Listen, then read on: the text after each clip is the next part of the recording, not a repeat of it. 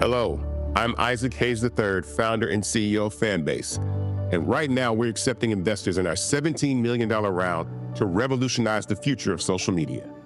Today, for just $399, you can own 60 shares of stock in Fanbase at $6.65 a share. Go to startengine.com/fanbase and invest today. While the big platforms have grown too massive and disconnected from their users, Fanbase is building a platform where creators and users truly come first. We've already raised $8.6 million from everyday investors who believe in this vision, and now you can join them. This is your chance to invest in a social media tech company with over 1 million users that is disrupting media by allowing anyone to reach all of their following and monetize their content from day one. The market is changing, big platforms are failing to serve their users, and Fanbase is stepping up to fill the gap. Don't wait until it's too late. Invest now. Invest for yourself and your future. Go to startengine.com/fanbase and own the future of social media.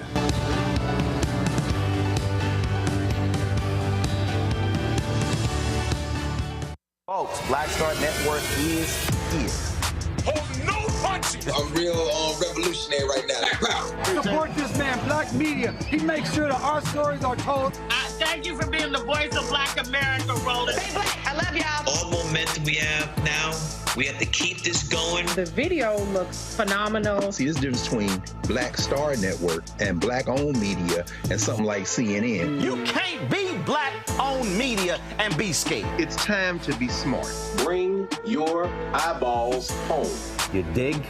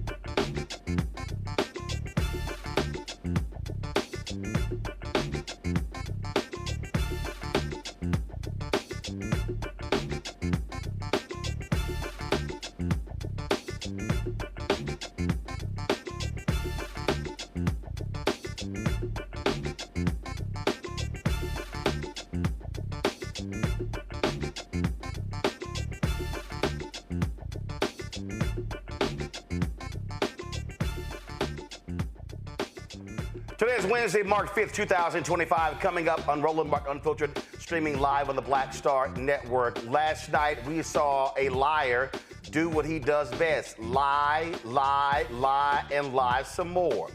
We'll talk with Pennsylvania Congresswoman Summer Lee about the Lie Fest. Oh, that's also called the Joint Session of Congress speech. Democratic Congressman from Texas, Al Green, Republicans want to censure him because he stood up and protested Trump's speech. We'll show you what took place, and also we'll hear from Green, who'll be joining us on the show tonight as well.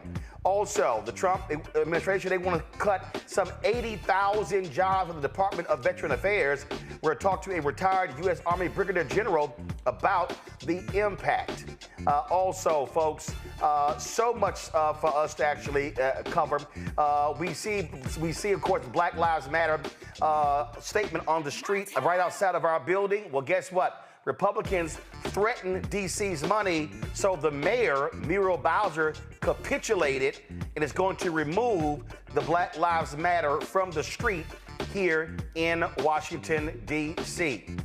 And we'll also remember former Texas State Representative, Mayor of Houston, and Congressman Sylvester Turner, my frat brother and dear friend, who suddenly passed away last night here in Washington, D.C.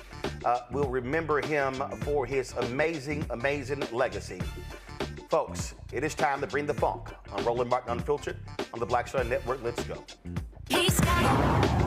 Whatever the miss, he's on it. Whatever it is, he's got the scoop, the fact, the find. And when it breaks, he's right on time and it's rolling.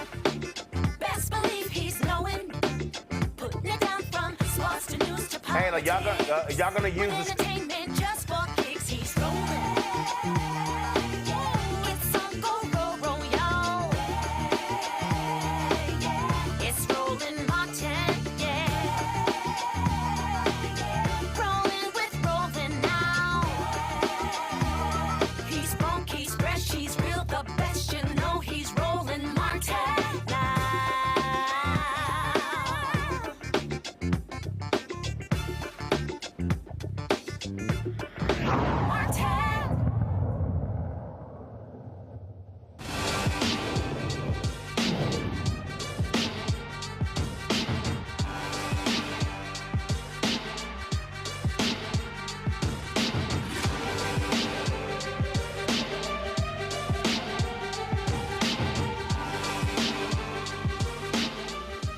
Folks, lots of lies last night from the twice impeached, criminally convicted felon-in-chief, lead insurrectionist, and white supremacist Donald Trump. He stood before Congress, giving the joint session of a Congress speech. Lots of stuff to say, long, frankly, boring speech.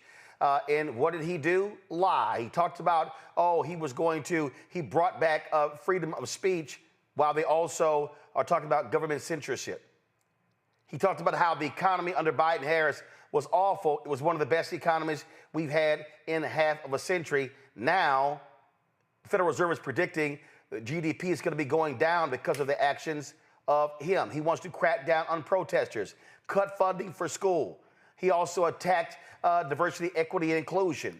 And then, of course, during his speech, he celebrates a young black kid who wanted to be an officer by making him an honorary Secret Service officer. That same young black kid fighting cancer, this is the same guy who's cutting cancer research in the federal government. He's a joke. He's a pathetic joke. And Republicans last night looked like idiots, constantly applauding and screaming and clapping. Democrats, most of them on the other side, objecting silently, some holding up signs. People like David Axelrod said it was despicable what Congressman Al Green did. I think David Axelrod's comments are despicable. I'll deal with that later. But right now, I want to talk with Pennsylvania Congresswoman Summer Lee, who joins us right now. Congresswoman, glad to have you here. First and foremost, let folks know. So, what was the strategy of Democrats going into last night? You had some members in pink, some folks dressed in black. You had some had shirts that said resist. Some were holding up signs. A lot of folks were mocking those signs, saying it looked like they were at an auction. And so for folks who don't know these conversations that take place in the conference, what was the strategy last night?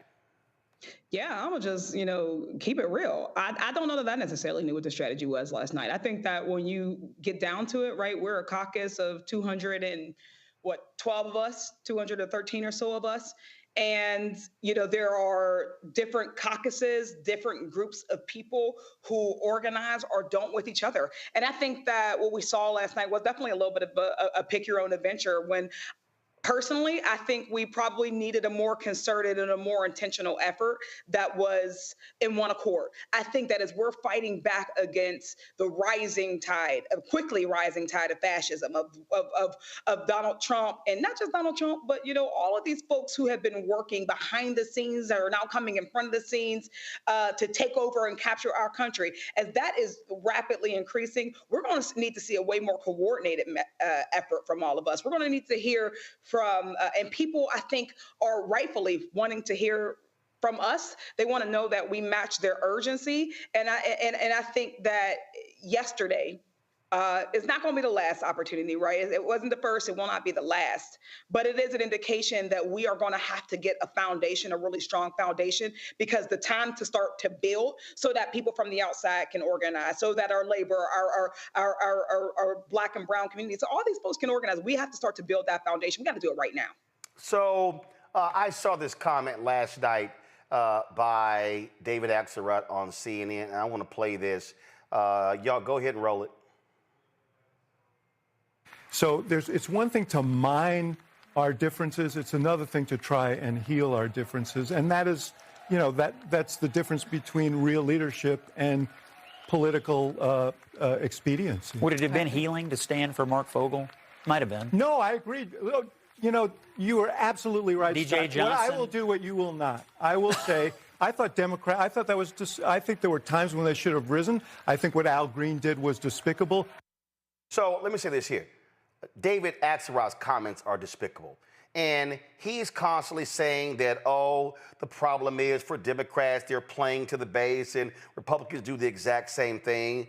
I saw what these Republicans did when President Obama was speaking. We saw and heard what they did when President Biden was up there, when they were standing up and yelling as well. And the reality is, one of the reasons why people sat at home last year, because they felt they did not see enough fight. The reality is that Donald Trump didn't somehow just dramatically increase turnout. That didn't happen. He didn't increase turnout among African Americans and Latinos. That was because of the voter participation of those folks actually dropped. And I said it point blank, and I don't give a damn. I said it on Twitter. David Axelrod is full of shit. He has no idea what he's talking about. I actually travel this country. I can guarantee you I speak to far more regular and ordinary people than David Axelrod will speak to an entire year. And what I keep hearing when I travel around this country, they actually want to see people demanding, fighting, sticking up. Now, here's the reality. Republicans control the House, 3-vote majority. Y'all have limited power to stop them from doing what they're doing. Senate Democrats have a lot more power. One senator can hold up nominations and hearings and all sorts of things. But if there's ever a moment where people want to see a pulse, they want to see a heartbeat, it's right now. Period. Listen, there's a cacophony of bullshit that's coming out from people right now. Nonsense. And to be quite frank, his nonsense didn't even register because, you know what, those are just not even the voices that we need to lift up. But right now, let me just say it. I'm going to go ahead and add in with Brother Al Green, who stood up, who took a stance because of something he believes in. But that's also what he always does because he's a brother who will speak up. And you're 100% right. We are all going to have to dig deep down and figure that one out because you're right. There are so many people right now who I am afraid are looking at what they're seeing right now and are going to decide that they have no faith in any of us, that they have no faith in anybody who doesn't have the courage to stand up. And that's me included. That's all of us. So right now in this moment, when we're talking about meet the moment, we can both and we will have to both acknowledge that we may not have the House, the Senate, or the White House. But we do have megaphones, we have platforms, we have a mandate from our own people who are looking for our own leadership. And what I want to say right now is that when we think about what the final fail-safe is in a democracy, it's the people. It is the people. And yes, that means that we still need our legislative leaders to stand up. We need our messaging to be tight. We need to look like we're resisting, like we are, like we care, like we understand this. But we need to be doing all of that so that we can empower the real people who are going to move this along, as history has shown us over and over and over again. The civil rights movement happened the way it did, not because Congress finally moved, but because the people moved it. Because there were people on the outside who were organizing, who were agitating, who were boycotting, who were striking, who were doing all of these things at once. And I think that everything we've done in our history and our community is going to lead up to this right now. So I want to be in the voices right now to say that I just feel like we are underreacting. We're underreacting. So whatever Axelrod got to say, he has a vision for America that is different than ours. So because our vision isn't what his vision is, whatever he thinks is, I thought that whole showing yesterday was despicable. I think the whole showing of what Republicans do every day. Right now, I'm watching colleagues, Christian colleagues on Ash Wednesday who want to cut Medicaid. Right. And want to cut Medicaid. People are going to die as a result of the cuts to USAID, and these so-called pro-lifers are not going to say anything. And the thing that also jumps out at me when I hear the Axelrods of the world with their bullshit is this here. And this is my problem. And listen, God bless them, Biden, Harris, they riding together, going to the inauguration. But here's my problem. Too many people in the media, they want Democrats to uphold institutions. They want Democrats to act right. They want Democrats to do what's right. They want Democrats to know you shouldn't do these things. You shouldn't be acting that way. No, we have institutions, the peaceful transfer of power. Yet this son of a bitch, Trump, skips the damn inauguration in 2021. He doesn't come. Melania doesn't come.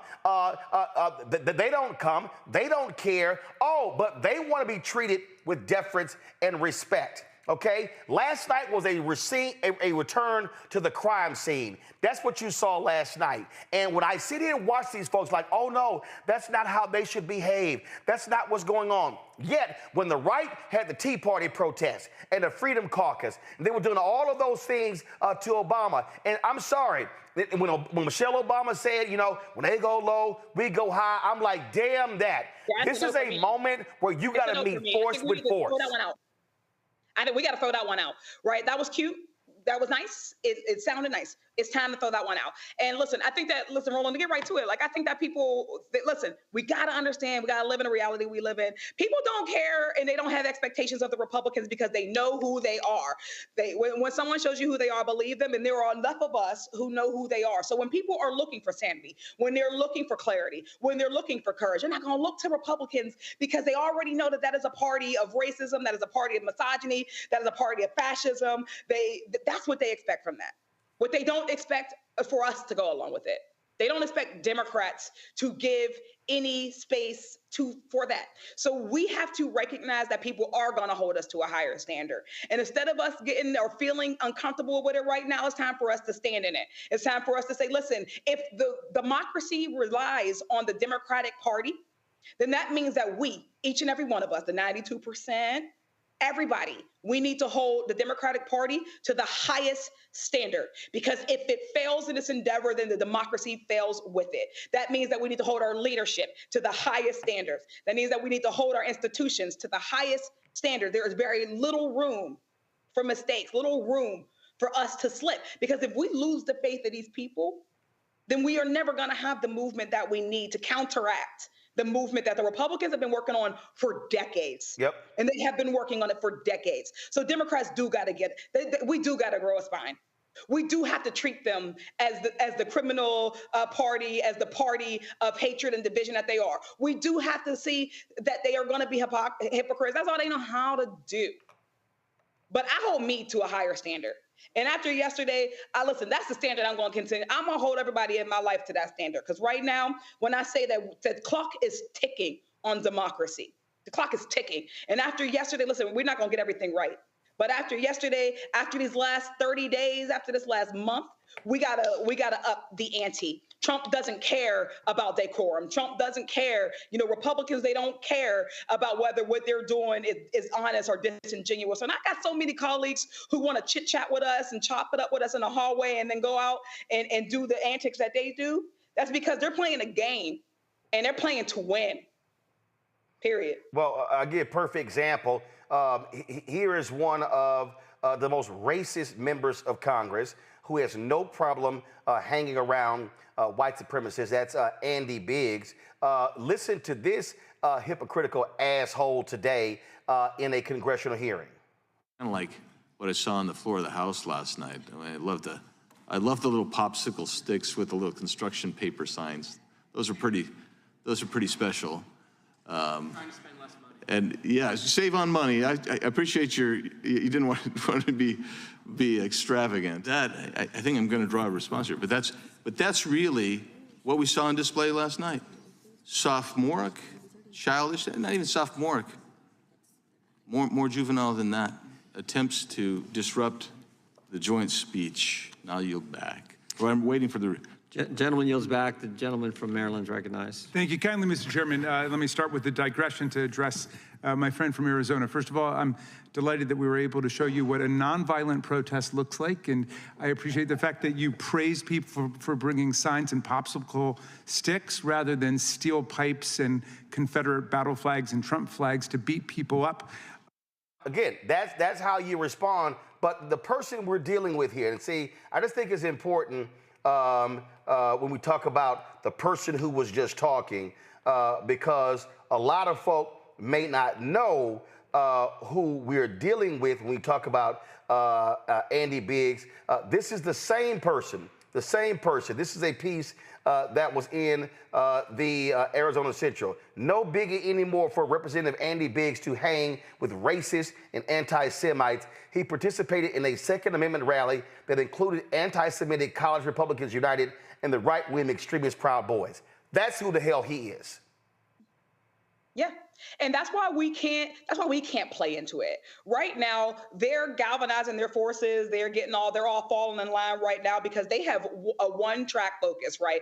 Their whole entire focus and their whole entire agenda is taking over this country so that people like them can keep their advantages. They can keep their unlevel playing field because they know that if this is an equitable country, if this is a fair country, they know they can't compete. They know they can't compete with black folks who come from the bottom for real, pull themselves up by no bootstraps at all, put themselves through school or trades or whatever it may be, and are still finding ourselves in the same room as them. That's why they have to keep moving the goalposts. So we know what their mission is, but that means that we can't play into it. That means that we got to tighten up. I want to see us not punching left. I want to see us not punching down. I want to see us not kicking people out of our coalition who maybe don't have the same perspective of us. I want to see us looking to understand each other more because we're going to need it. Because when I say that we're in for the fight of our lives, I say if you don't see that from what they're providing us, then I don't know what's going to get that message across right now. We have very limited time, right? Democracies and backsliding, they don't last very long. History tells us that. So that means I don't care if you're black or you're brown or you're Muslim. I don't care if you are urban or suburban. I don't care if you call yourself a moderate or a progressive or a leftist. If you are somebody who cares about the rights of human beings in America, if you're somebody who cares about us having equitable access to education or healthcare or housing, if you care about poor people and working class people, we have to get it together. We have to get it together because these people are coming for everything that we have. Yeah, they're coming for that we have, and they're doing it in our face.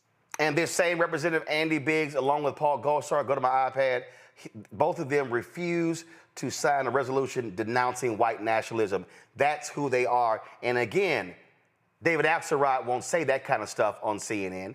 He won't bring those things out. And the reality is, to your point, which is why we spent 3 years trying to tell people about Project 2025, that these folks, and people are like, well, we didn't think they were actually going to do it. They told you. They told us. They told you. They are circulating the memo to get rid of 80,000 people in the Department of Veteran Affairs. What they want to do is decimate this country. They want to shut down these federal health centers you've been talking about. They want to massively cut, and the goal is very simple: to give tax cuts to people who make more than $360,000 a year. And not only that, they are shutting down. Robert Reich posted this. I'm gonna throw this out, lads, which was just amazing, and people don't understand how these crooks are in charge and what they are doing. He posted this: Trump has dropped investigations and enforcement actions against 89 law-breaking corporations, 42 cases at the Consumer Financial Protection Bureau, 15 cases at the Department of Justice, 6 at EEOC, 7 crypto cases at the SEC. It's a new golden age for corporate criminals. That is who they are working for, Representative Lee. Exactly. Say it again. Because right now, again, we got to know who the people are, who the crooks are, and we got to know what they're doing. So I know there are a lot of people who are like, oh, yeah, you're pointing out the problems, but no. If everybody actually doesn't know the problem, people don't know that the reason why they're cutting Medicaid is because they want to give a billionaire a tax break. Everybody doesn't know that. Everybody doesn't know that they want to take food out of your baby's mouths so that their already billionaire friends can get another tax break. People don't know that Elon Musk is in the government right now so that he can mitigate and navigate his own conflicts of interest. They don't always know that the reason why they're trying to take out the CFPB, why they are firing, Gwen Wilcox and at the NLRB, they're attacking all of our points of power, worker power, the power of Black and brown people, Black people especially, Black folks being able to get a good job so that we can get into, so that we can grow our economic wealth and opportunities. They're targeting all of the education, right, so that our kids can't get their leg up. They're targeting all of our points of growth and power, and they're doing it very blatantly because these new age robber barons, tech bros, tech barons, oligarchs, whatever you call them, however you call them, they're sitting right there in front of us. That's it. And we have to name it and claim it, because there are a lot of people in our communities who don't know that Elon Musk is a crook, because they believe that if you're a billionaire, then you must have worked for it. You had to have done something. You gotta be smart, right? Because you're a billionaire, not that he is somebody who grew up in apartheid South Africa, got his money off of abuse and theft and thievery, and that he is actually not a genius. We got to tell people that. We got to tell that story, and we have to tell it repetitively, because it takes multiple times for it to sink in for folks. So keep on saying it. Keep on putting it up there. Keep on making it plain, because the people of this country deserve to know what's actually going on right now, and they deserve to be empowered and equipped to combat it. We got to get people tools right now. Indeed, indeed. Representative Sarah Lee, we appreciate it. Welcome to the show anytime. Thanks, brother. It's always good to be here, so I'll be back. Absolutely. We appreciate it. Thanks a lot. Folks, again, last night, if you just broke down just the lies and the lies, Daniel Dale of CNN did a whole breakdown, and he literally did four minutes of just lie. Oh, yeah, he lied about this. Yep, he lied about this. Yep, he lied about this. I mean, that's what it was. And so, to sit there and listen to that, and as y'all know, last night on the State of Our Union coverage, we didn't carry that joke of a speech. You want to listen to stupidity? Listen to this fool right here. Listen to this. They bear with me, and they did probably have to bear with me again, and this will be even better. That was great. The problem with it was that Biden didn't enforce it. He didn't enforce it. $50 billion of purchases, and we were doing great, but Biden did not enforce it, and it hurt our farmers. But our farmers are going to have a field day right now. So to our farmers, have a lot of fun. I love you, too. I love you. Let me remind y'all the tariffs last time that took place in Congress when Trump was there. Taxpayers, we had to bail them out of $28 billion. I just want y'all to know, again, taxpayers, American taxpayers, Because of this idiot's tariffs, farmers were filing for bankruptcy, losing farms, losing money because of this idiot's tariffs. That's what we're dealing with when we talk about an idiot like Donald Trump. We're going to take a quick break, and when we come back, we're going to hear from Congressman Al Green of Texas, a true freedom fighter. You're watching Roland Martin Unfiltered on the Black Star Network.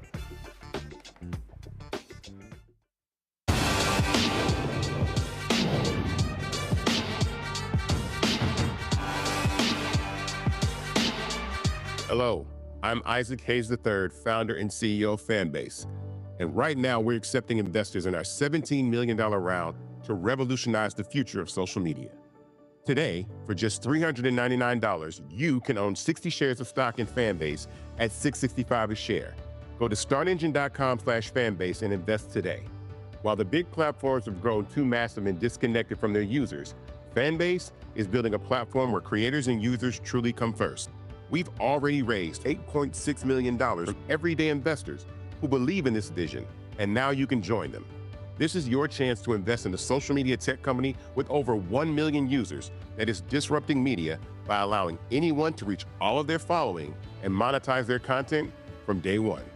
The market is changing, big platforms are failing to serve their users, and Fanbase is stepping up to fill the gap. Don't wait until it's too late. Invest now. Invest for yourself and your future.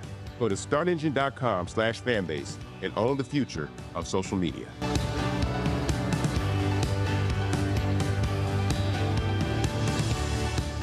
This is Tamala Mann. And this is David Mann. And you're watching Roland Martin Unfiltered.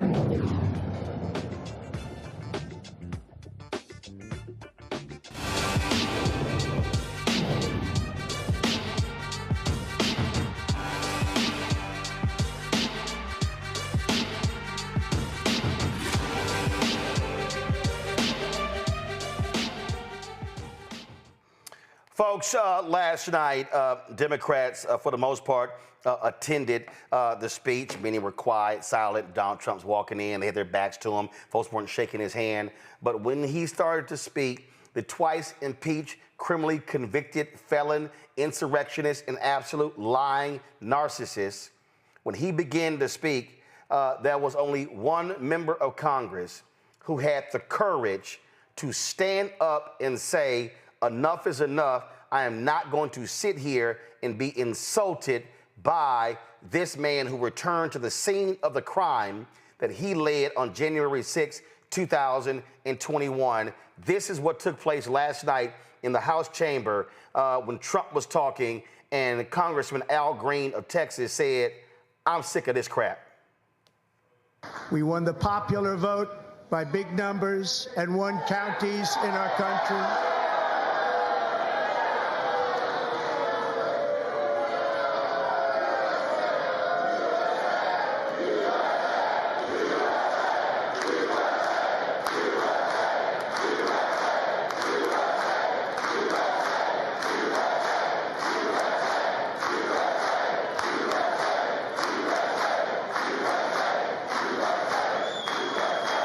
And won counties in our country, 2,700 to 525, on a map that reads almost completely red for Republican.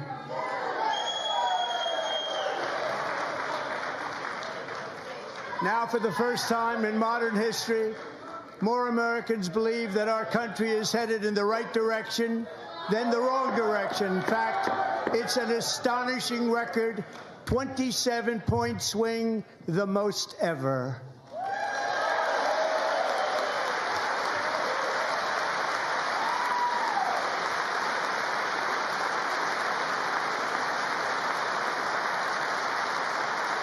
Likewise, small business optimism saw its single largest one-month gain ever recorded, a 41-point jump.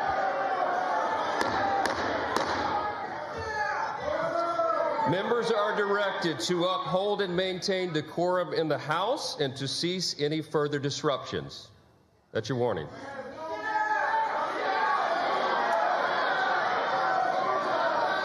Members are engaging in willful and continuing breach of decorum, and the chair is prepared to direct the Sergeant-at-Arms to restore order to the joint session.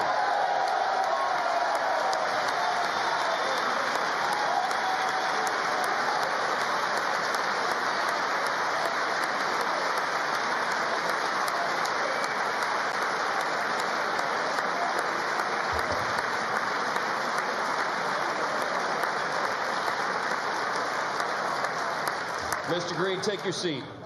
Take your seat, sir. Take your seat.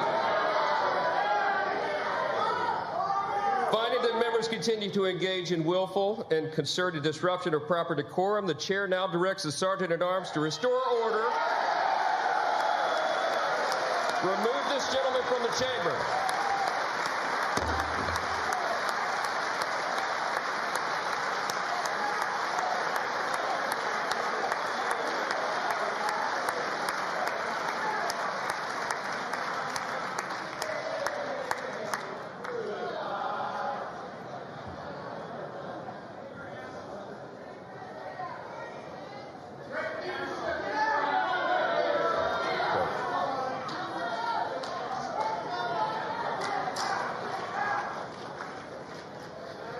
Members are directed to uphold and maintain decorum in the House. Mr. President, you continue. Thank you. Over the past 6 weeks. With that, Congressman Al Green was laid out, and Congressman Al Green of Houston joins us right now on Roland Martin Unfiltered on the Black Star Network. Republicans are trying to move to censure you, sir, but before we start with that, this is also a very difficult morning for you, for me. There's a reason I'm wearing this shirt. We are Houston because last night, your dear friend, my dear friend, our dear fraternity brother, Congressman Sylvester Turner, died at his home in D.C. 8 years mayor of Houston, longtime Texas state representative, passed away at the age of 70. We're going to pay tribute to him in the second hour of our show. But I want to first start with just your thoughts and reflections because, again, it was very difficult, I know, for you to go to the Capitol today after getting the news about losing your dear brother just months after losing our longtime sister, Congresswoman Sheila Jackson Lee. Well, thank you very much for the opportunity to express my sympathies, especially to the family and the friends who have known Sylvester over these many years. When Bishop James Dixon called me and shared the news with me, I literally fell to my knees. Tears welled in my eyes because I couldn't believe that someone that I was with last night, we were on the floor together. I introduced him to someone. He seemed to be quite well. And he walked on away. And to this morning hear this was just very painful. He was such a decent person. He helped so many people. He was the kind of person that you would want to live next door to. He was a good statesman, a person who helped young people. He was always carrying a certain degree of spirituality in his aura. He would end his speeches when he reached his crescendo with, "To God be the glory for the things he has done. And to God be the glory for Sylvester Turner and what he has given us over these many decades." And he was indeed a beloved brother of Alpha. And it was always, again, the photo. This was when the Astros were in the World Series. And I went to Houston, my brother and I. We ran to the mayor, but in the parking lot, walked in together. And, of course, we throwing the ice up. And so it was always great to see him. Yes. Yeah, I was proud that he was elected to Congress. He served quite well as a state representative for more than a quarter of a century. 8 years as mayor of the city of Houston through hurricanes, Ike, Harvey, served through the pandemic, the ice storm. He was a great public servant, and I was pleased to see him come to Congress. He was doing quite well. He came prepared. I know of no one who was better prepared to serve in Congress than Sylvester Turner. and he will be missed here and at home. Indeed, indeed. Let's talk about last night. We could not hear, it was very faint. What were you saying when you stood up? And actually, before I get to that, was that your plan going in, or was there something just in that moment where you said, I just can't sit here and listen to this? That's well said. It was a moment of spontaneity. I was ready to leave because I was not pleased with the president having made the comment that he had a mandate. And as I was about to leave, I was just overwhelmed with the belief that I had to say to him, you don't have a mandate to cut Medicaid. Medicaid is very important to people who are without means. They don't have the wherewithal that a good many of us have. I have great insurance, but people need this in the richest country in the world. Healthcare shouldn't be wealth care. So I was telling him that you don't have a mandate to cut Medicaid. And then I said, and we have to take the cap and lift it on Social Security, because in just a few years, Social Security is going to have a shortfall, and we've got to protect Medicare. Now, these three things the president really did not elaborate on last night. He didn't talk about how he's going to manage Medicaid, didn't talk about how we're going to save Social Security and Medicare. So I brought it to his attention, and I was vociferous. I did hear the speaker when he suggested that I would take my seat, and I'll be quite honest with you, it was with intentionality that I did not. I did it because it was principle. I represent people who cannot be there to represent themselves, and I wanted to stand for them so that they would know that at least I would be there to take up their cause in their absence. He, the president, has demonstrated to me that they are going to cut Medicaid deeply. $880 million will have to be cut from the Energy and Commerce budget. Million or billion? Billion. 880 billion. 880 billion, yes, approaching $1 trillion. And if they're going to do that, they're going to have to cut into Medicaid, and that's going to hurt a lot of poor people. So I didn't do it to see if others were going to stand with me. People have asked me that question. No, I believe that on some questions, it is better to stand alone than not stand at all. And I stood, and I would stand again. And yes, they are about to censure me for this, but I have told people I knew what I was doing. The people who escorted me out were kind to me. They did not assault me in any way. I knew what I was doing. And I was incarcerated with John Lewis. We discussed peaceful protest. And one of the things that I tell people is, if you engage in peaceful protest, you're going to have to be disruptive. You've got to move things. John Lewis would say, get in the way. But when you do that, be prepared to suffer the consequences. I'm prepared. Whatever the consequences, I'm prepared to suffer those consequences because I stood on principle for something that will help people. And if I have to suffer, I'll take those consequences. There are some Democrats who may so there was a debate today. Supposedly the censure vote is supposed to be tomorrow. And I've seen a lot of chat back and forth. A lot of people said any Democrat who votes with the Republicans or censures you is wrong.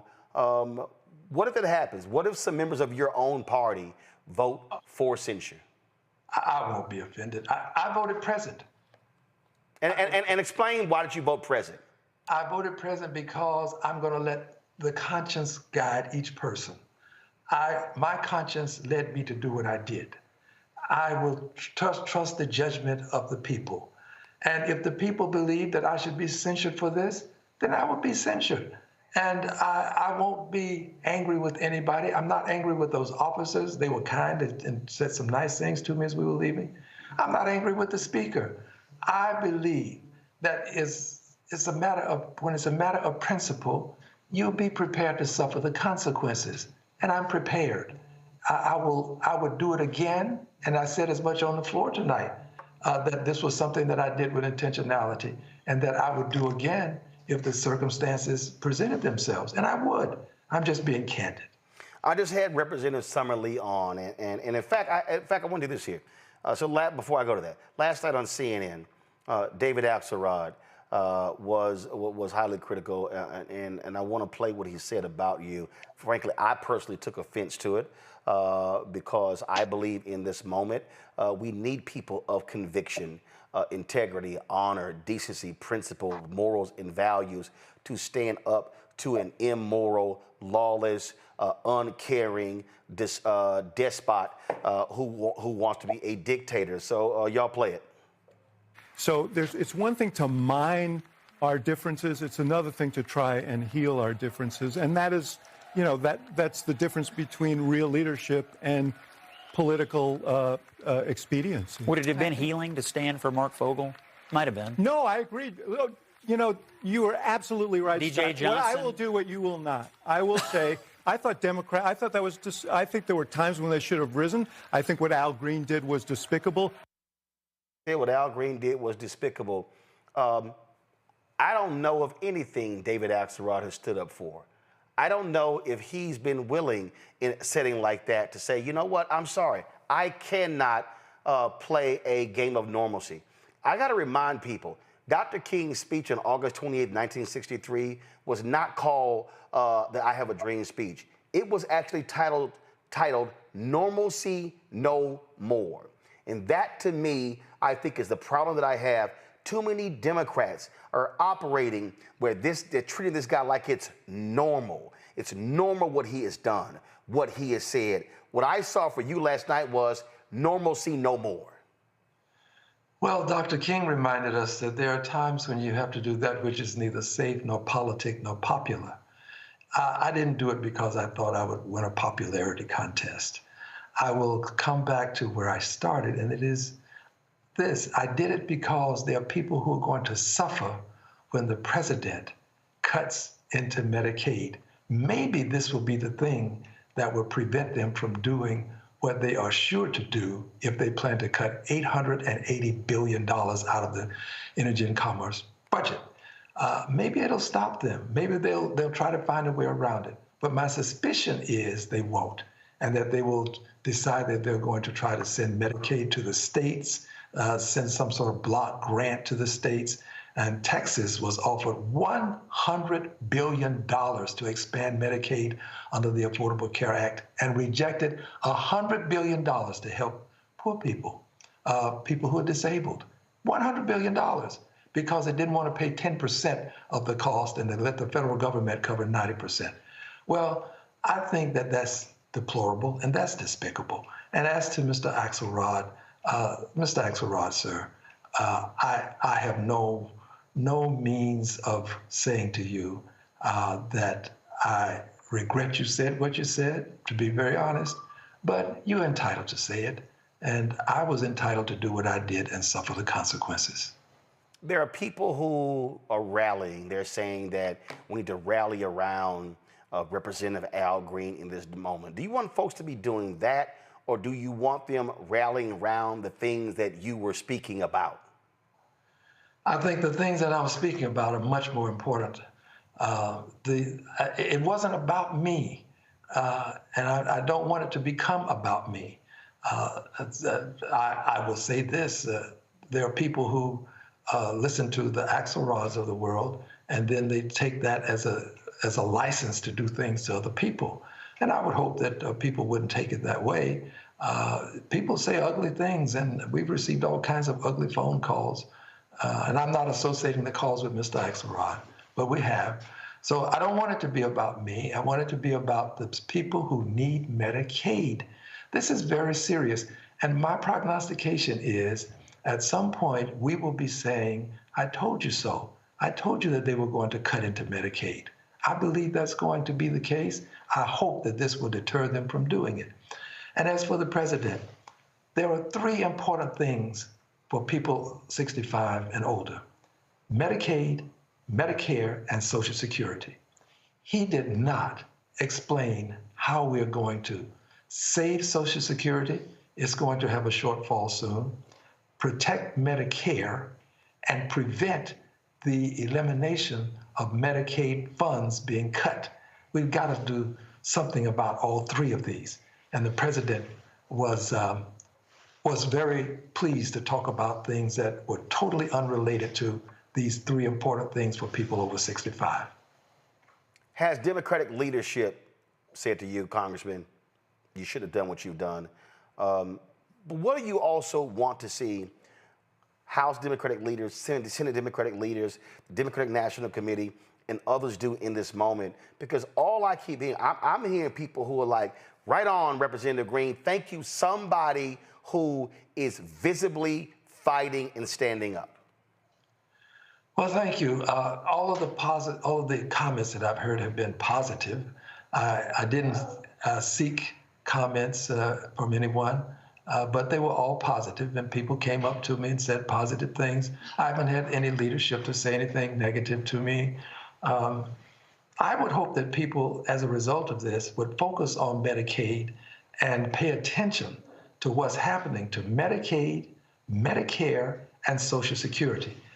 That's where the safety net lies in terms of your health care and in terms of your having some semblance of an emolument to cover your needs when you get older and you're no longer working. That's what Social Security is there for.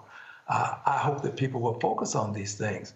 And as for what other people are doing, I think that there are many ways to get to the same destination. This is my way. I will accept others and let them move in their direction without any degree of antipathy or any kind of thoughts that maybe my way is their way. I let them do what they may. I do what I must. And I would do what I did again, not because of the need for attention, but because of the need for people to have medical attention when they are poor and they cannot afford what I have. I have the best medical attention that a person can get. My medical care is excellent. I want that for everybody in the richest country in the world. Healthcare should not be wealth care in this country, and we've got to change that. Let others do what they may. I do what I must. Indeed, indeed. Congressman Al Green, my brother, it's always good to see you, good to talk to you. Thank you for standing up, for raising that cane, and letting folk know how you feel. And in these moments, I believe a lot of people are encouraged to see you do what you did, because they said, man, at least somebody is showing some emotion and caring.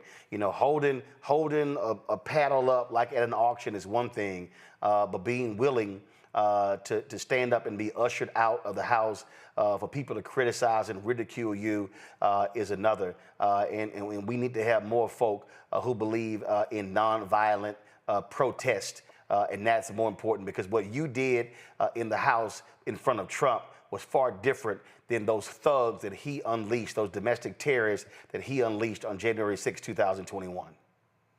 Thank you, dear brother. And I would hope that you would continue to get the message to the masses as you do. There are many places where I'm not welcome, but I know that I'm always welcome, and you always treat people with a great degree of dignity and respect.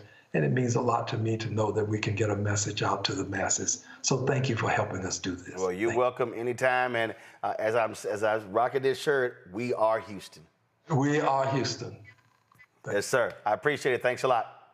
Thank you. Folks, we're going to go to a quick break. We'll be right back. We'll bring in our panel and talk about all of this right here on Roland Martin Unfiltered, the Black Star Network. Don't forget, support the work that we do, y'all. I'm telling y'all, last night's event was major. I can't thank y'all enough. At one point, we had 250,000 people watching live. 250,000 people. The number, we got 11,000 watching live right now. All y'all on YouTube, y'all should be hitting that like button. The grandmothers and the grandfathers and the uncles and the aunts. I mean, we were in so many family group chats. I was blown away. 10 minutes into last night's show, we were at 64,000. It was unbelievable what took place last night. But we can't make it a moment. It must be a movement. And so your resources are critically important. Man, we raised thousands for Tiffany Lofton's Student Leadership Conference. We're going to give you the website because we actually want to keep raising money for that. So y'all, do me a favor. Support. If y'all want to give us via Cash App. Cash App closed down our accounts. You can't give it to us direct. So here's the QR code through Stripe for you to contribute via Cash App. It's right there on the screen. And so pull it up right there. If you're listening, go to blackstarnetwork.com. Send your check and money order at P.O. Box 57196, Washington, D.C. 20037 7-0196. PayPal is R Martin Unfiltered. Venmo is RM Unfiltered. Zelle, Roland at RolandSMartin.com. Roland at RolandMartinUnfiltered.com. If y'all want to get that shirt I had on last night, don't blame me. I voted for the black woman. Here's where you get it. RolandMartin.creator-spring.com. Go to blackstarnetwork.com. We'll be right back.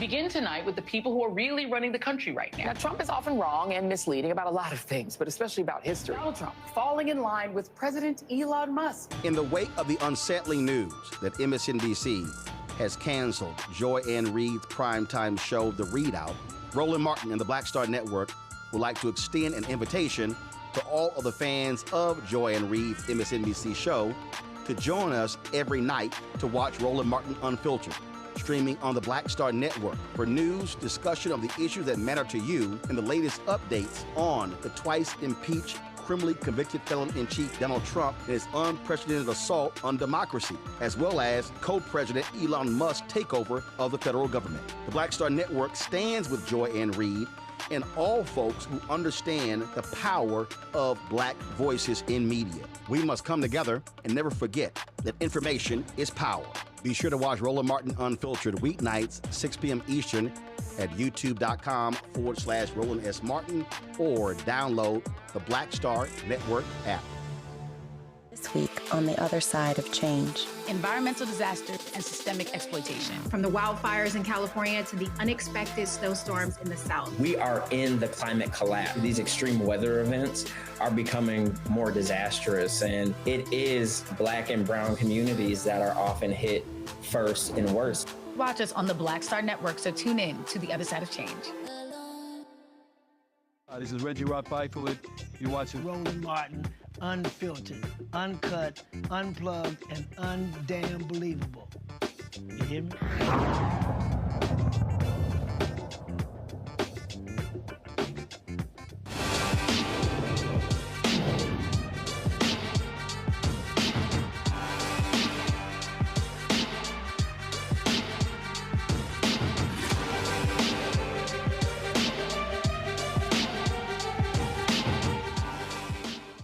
Bring my panel, Rebecca Carruthers, Vice President of Fair Election Center out of Washington, D.C., Daniel Blackman, former Biden appointee and founder of Renaissance 94 out of Atlanta, Dr. Julian Malveaux, economist, president, Emerita Bennett College, author of Surviving and Thriving, 365 Facts in Black Economic History out of D.C. Glad to have all three of you here. Rebecca, I want to start with you. You heard what Congresswoman Summer Lee said, Congressman Al Green. This is a moment, I believe, that people, as I said, they want to see a pulse. They want to see some fight. They want to see, frankly, Democrats. I've heard people, someone said to me, Democrats need their own Tea Party movement. That they want to see some folk who are willing to put something on the line and not play the go along, get along game. You know, Roland, it's not that the Democratic Party needs to have a Tea Party movement. The people in this country needs to have a Tea Party movement. Because one thing about the Tea Party is for a while they did act independently of the Republican Party until they started to merge. And so just looking at this and then even hearing the words of David Axelrod, it just made me think of what it looks like for white supremacy to show up. You have Representative Al Green, who's standing in the gap in Congress, standing up to a president who is looking to go after the least of these in this country, who is looking to do things that many Americans do not support and other folks find to be corrupt. And some of the courts have said it is illegal or unconstitutional for some of the president's actions. And you have someone who is willing to stand up. But then you have David Axelrod, who directly benefits from white supremacy, who directly benefits from the system. He is more outraged and is calling out the person standing up in this moment rather than the outrage of the proposed budget cuts to Medicare, to Medicaid, to Social Security that this president has outlined. And then finally, I'd like to say, Roland, congratulations on last night. I want to point out the reason why it's so important in this moment. Last night, you kept referencing Nehemiah and building the wall. Being a good Christian girl who was raised Kojic, one of the things about the story of Nehemiah that keeps coming to mind is there's a constant refrain in the book of Nehemiah and talks about, and the people had a mind to work. So it's not even about the Democrats right now. It's about the people. As the people, we have to have the mind to work in this moment and move forward and force lawmakers to do right for this country. Absolutely. And so it was a great night. But as I keep saying to people, we have to build upon what took place last night and not just see it as just one thing. Daniel, again, this moment that we are in, when we look at these cuts and we see these polls and people and Trump stuff, oh, the American people love what we're doing. Folk are about to find out how they're going to be impacted by these massive cuts in these changes. And this is not a moment for people to be silent. Not at all. And Rebecca stole a lot of my thunder. I do want to congratulate you, Roland. I think last night was a part of what I think people have been waiting for, not just opposition, but people have been waiting for there to be a discontinuation of normalizing unnormal behavior. And I think where we are today, I want to absolutely agree. The same people that echo the sentiments of what Congressman Lewis stood for are the same ones that tear down the character of those who walk and march in his spirit. And I want to thank Representative Green for his work and for all he's done. Now, to your point, folks are going to feel it. I think most people don't realize that 30% of the federal workforce, they're veterans, right? We're not just talking about losing people or disrupting a workforce that we'll be able to recover from. What the Republicans are doing right now under the Trump administration is potentially setting us back an entire decade, if not more, by removing positions that are not just critical to the federal government operating. I mean, we saw it a few weeks ago when they removed staff from the nuclear side that ultimately they had to scramble to rehire. We're not going to have a my bad moment long enough for us to be able to recover at a scale that this country won't feel it. And I'll tell you right now, if we continue in the trajectory that we're going, it won't just be an economic challenge. It'll be a national security risk across the board, not only with our federal government, but it'll tremendously impact the way we're able to respond. We're going in to one of the largest projected hurricane seasons we've seen in a long time. And you look at what happened with Noah and them cutting a significant number of individuals that work. I think the number is somewhere around 80,000. I mean, I don't think people understand. This is the 20-year anniversary of Hurricane Katrina. Imagine if we faced another Katrina with a lack of first responder emergency management and individuals that can respond to this capacity. We're going to find out really quickly how essential those workers are. Julianne? Roland, first of all, again, I want to echo my fellow panelists in congratulating you on last evening. I was toggling between you and I was halfway watching that man, halfway. But brilliant evening and right on time. And I hope that people will, of course, subscribe to the Black Star Network. 250,000 was a massive accomplishment, and we need to see a lot more of that. Who else is telling the truth out here? The fact is the truth is not being told. And so, again, thank you for that.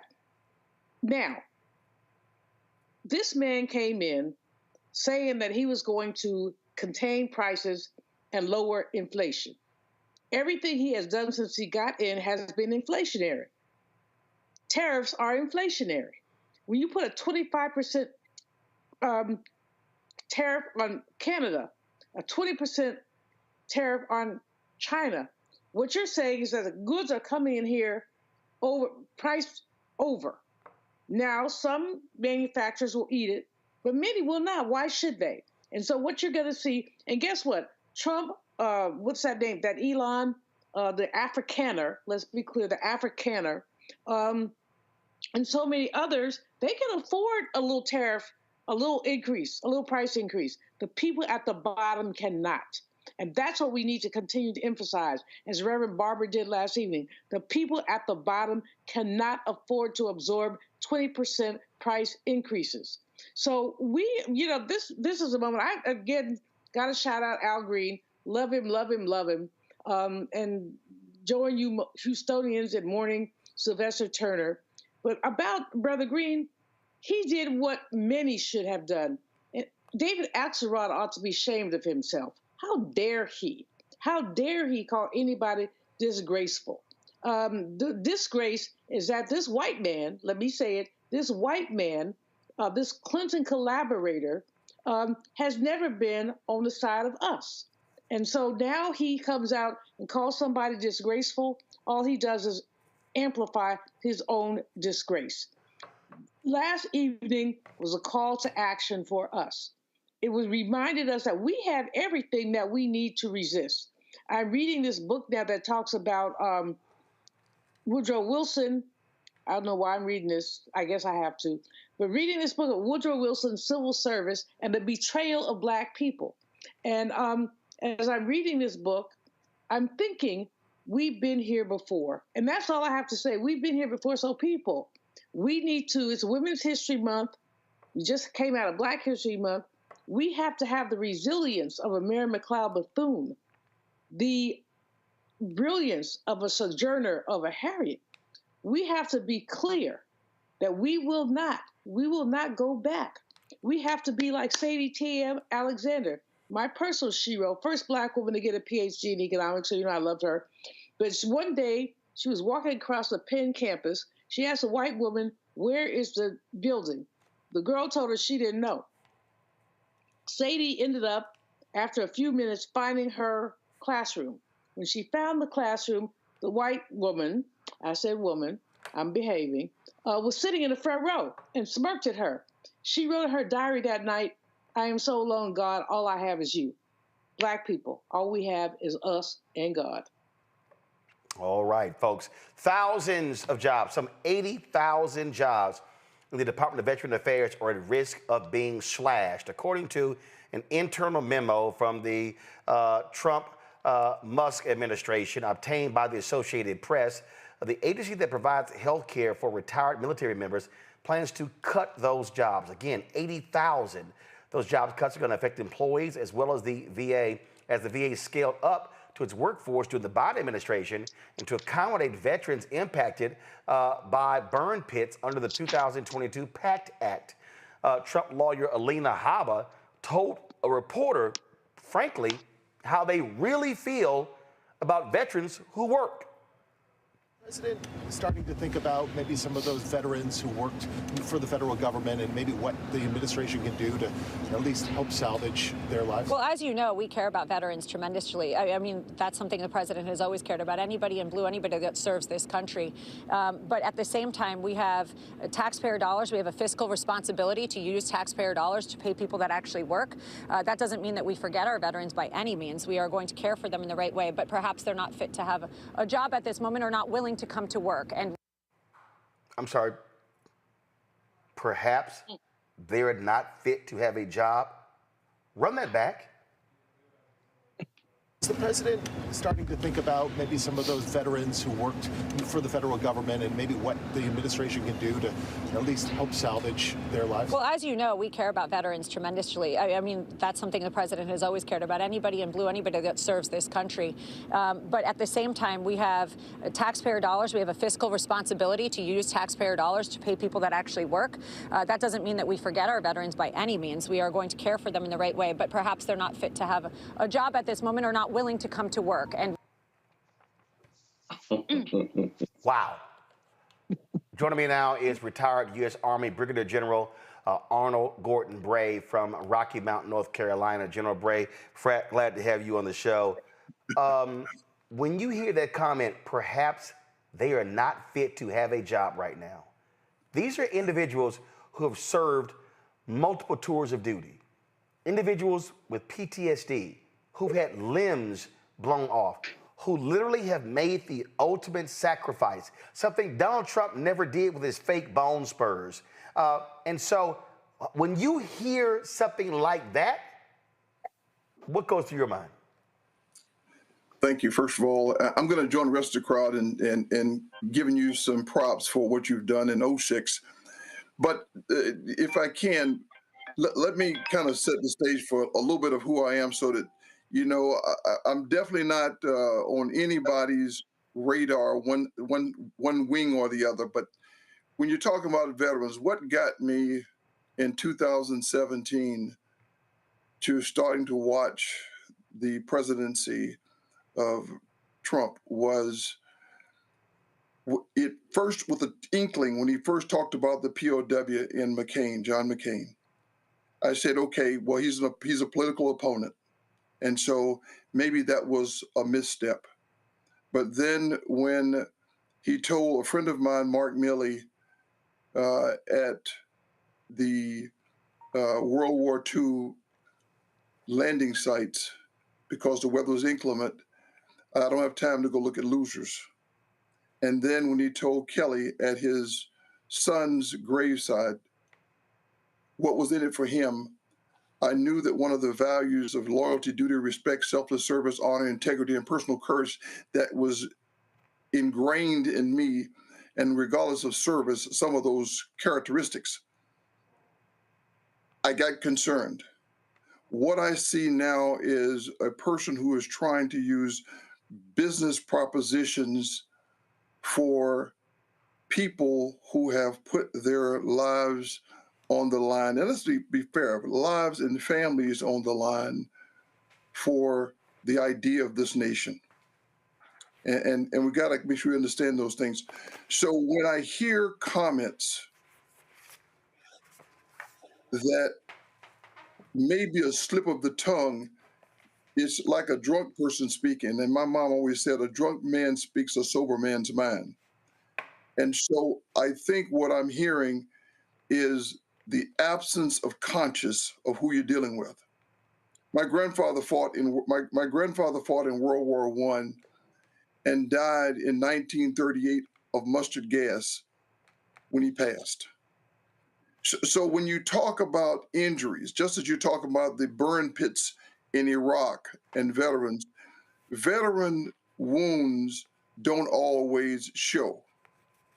That's why there are so many homeless veterans, people who served honorably, who digested all that we tried to instill in them about the honor in this country. They're suffering sometimes silently. And if you ever really want to see the impacts of veterans, don't talk to them. Talk to the family members around them. And you'll see the change, and you'll see the pain, and you'll sometimes be able to see the wounds, but the wounds are there. We've killed people, and anyone who's ever killed someone, unless something's wrong with him, he is changed. He or she is changed. And what they're doing right now is they are dealing with life. A young Marine wrote a poem one day. He talked about the strange land, and the strange land he talked about was coming back home.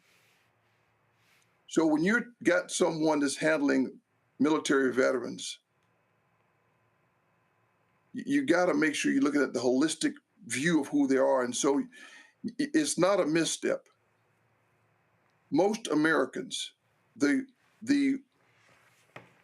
51% that did not vote for this current commander-in-chief, they voted for something else, in some cases against this current president. And I wish I could call it the GOP, because anyone who doesn't support President Trump is not part of the GOP. He's called a rhino or something else. And I pray for the days of somebody like McCain being able to stand up again and be able to bring balance and civility. Unfortunately, General Bray, I don't believe that's not going to happen. This Republican Party is completely taken over by Donald Trump. They're not going to stand up to him. One of the weakest, most pathetic, feeble, impotent individuals I've ever seen was the person who people thought was going to follow in McCain's footsteps. That's Lindsey Graham. He is totally capitulated. He kissed so much Trump ass, he walks around in brown face.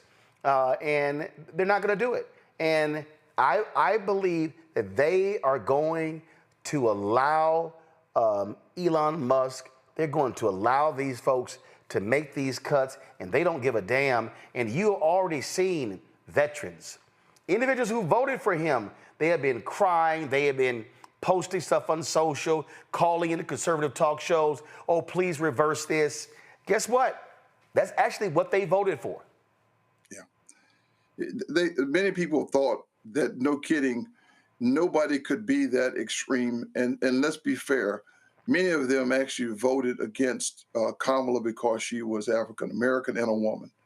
And the worst part about it is there are some people who were African American themselves, and the male 20%. I hope you really realize you didn't study her well enough to know she was. She was actually the most qualified. I'm going to say this again. Kamala Harris was the most qualified candidate for presidency since George Bush the first. Her preparation for world leadership was there. And so we didn't let her be who she was, and we didn't promote her for the holistic view that she carried for this nation and the fact that she's a product of this nation. But so that's my shout out to her, and thank you for being who you were and for putting your name in the hat to be our president. So, but I'm a member of the 3M Club. That means Mandela, Malcolm, and Martin, of course. Those three people carry what I carry with me, both to combat and as a citizen that Ronald Dellums described me with more power, because now I am a civilian citizen of the United States. And so now I have the opportunity to, one, speak without denigrating my commander-in-chief, but rather talk to my commander-in-chief as a citizen and provide hopes with providing him the idea of those three. One is I carry the hope of Martin. I carry the belief and fire and fight of Malcolm to not rest because. And of course, Mandela makes me say for a moment, I need to make sure that I'm willing to forgive and move forward. Now, I know that's not necessarily in vogue with a lot of my friends, but that's what I think you're going to have to do, because otherwise we're going to be in gang warfare. We're hearing it. This last night really just stunned the crap out of me, because we got folks talking about embarrassment and talking about how it was an embarrassment. The reality is that in some cases they are reaping what they have sown since McConnell stood up, and before Obama ever took the mantle as commander-in-chief, he said his whole job was to ensure he's a one-term president. That, in my mind, was the greatest trigger of change in our politics from an overt level. And so now you have the folks right now who are trying to be vindictive in their minds because they think this is something new. But if you look at the persons who looked at Obama and called him a liar in public and chanted him down or tried to chant him down, but because President Obama would not succumb to the platforms that they wanted him to represent, he tried to lead a nation. And even those that pushed against him cannot deny the civility that he brought to the position. He was a commander-in-chief. Like him, love him, whatever. He was a commander-in-chief, and he listened to his staff, and he made decisions. That's what you really want to have in a commander-in-chief. And oh, by the way, he never made it about him. It was about the nation, about our people.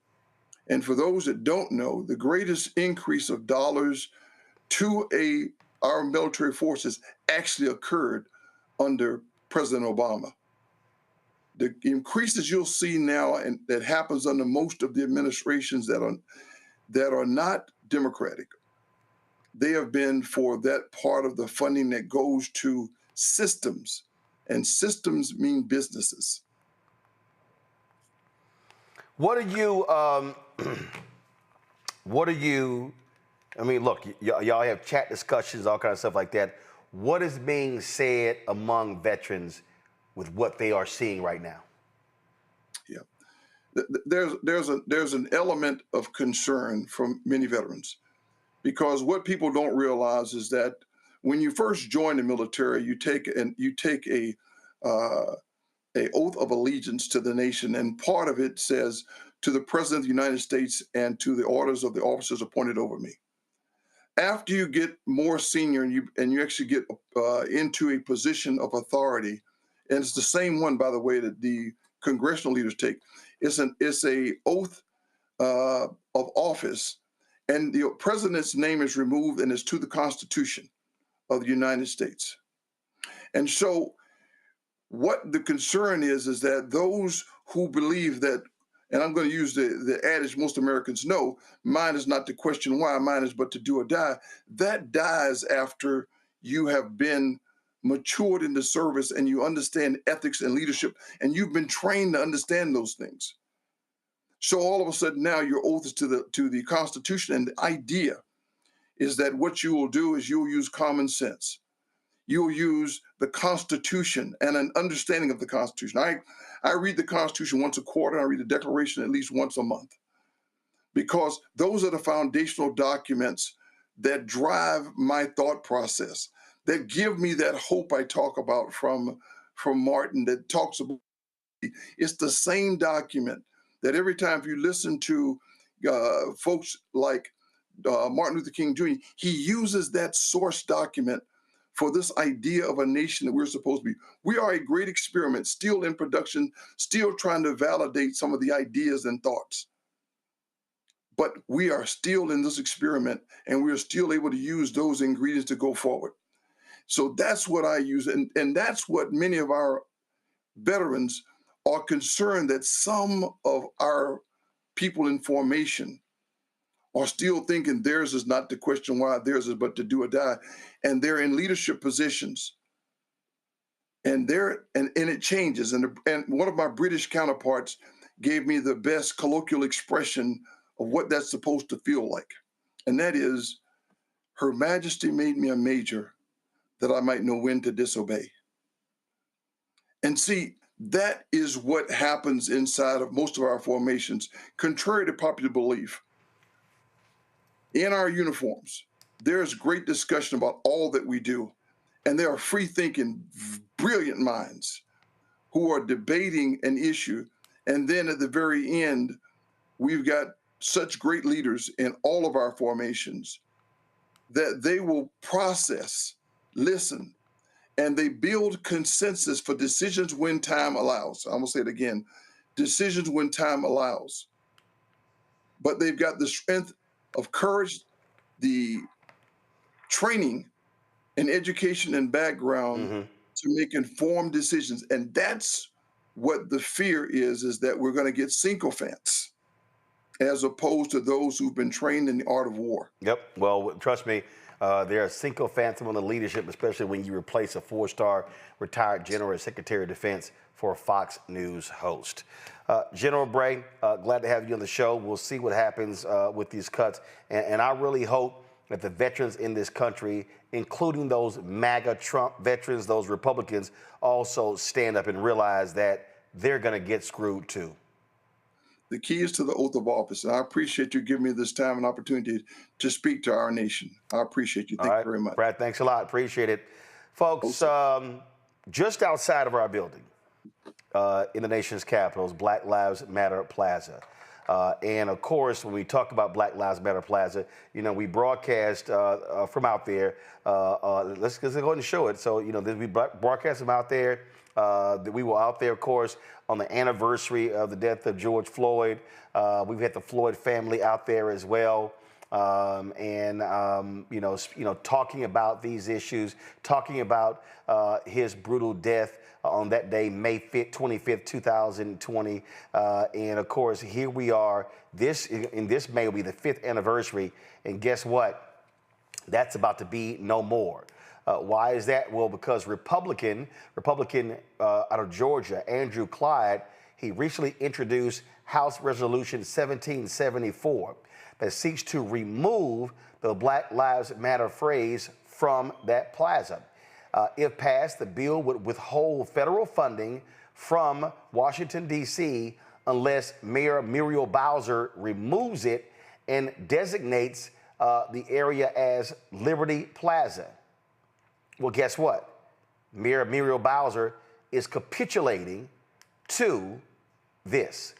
Quote, "We have long considered Black Lives Matter Plaza's evolution, and the plaza will be a part of D.C.'s 250 mural project, where we will invite students and artists to create new murals across all 8 wards. The mural inspired millions and helped our city through a very painful period, reflecting on how the Black Lives Matter mural became a symbol during the protests against police brutality in 2020. But now we can't afford to be distracted by meaningless congressional interference. The devastating impacts of the federal job cuts must be our #1 concern. Our focus is on economic growth, public safety, and supporting our residents affected by these cuts." That was the statement that she released.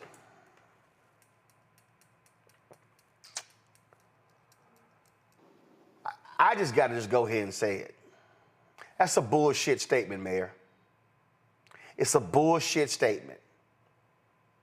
What you should be saying, Mayor Bowser, is Republicans, how dare you always talk about big government?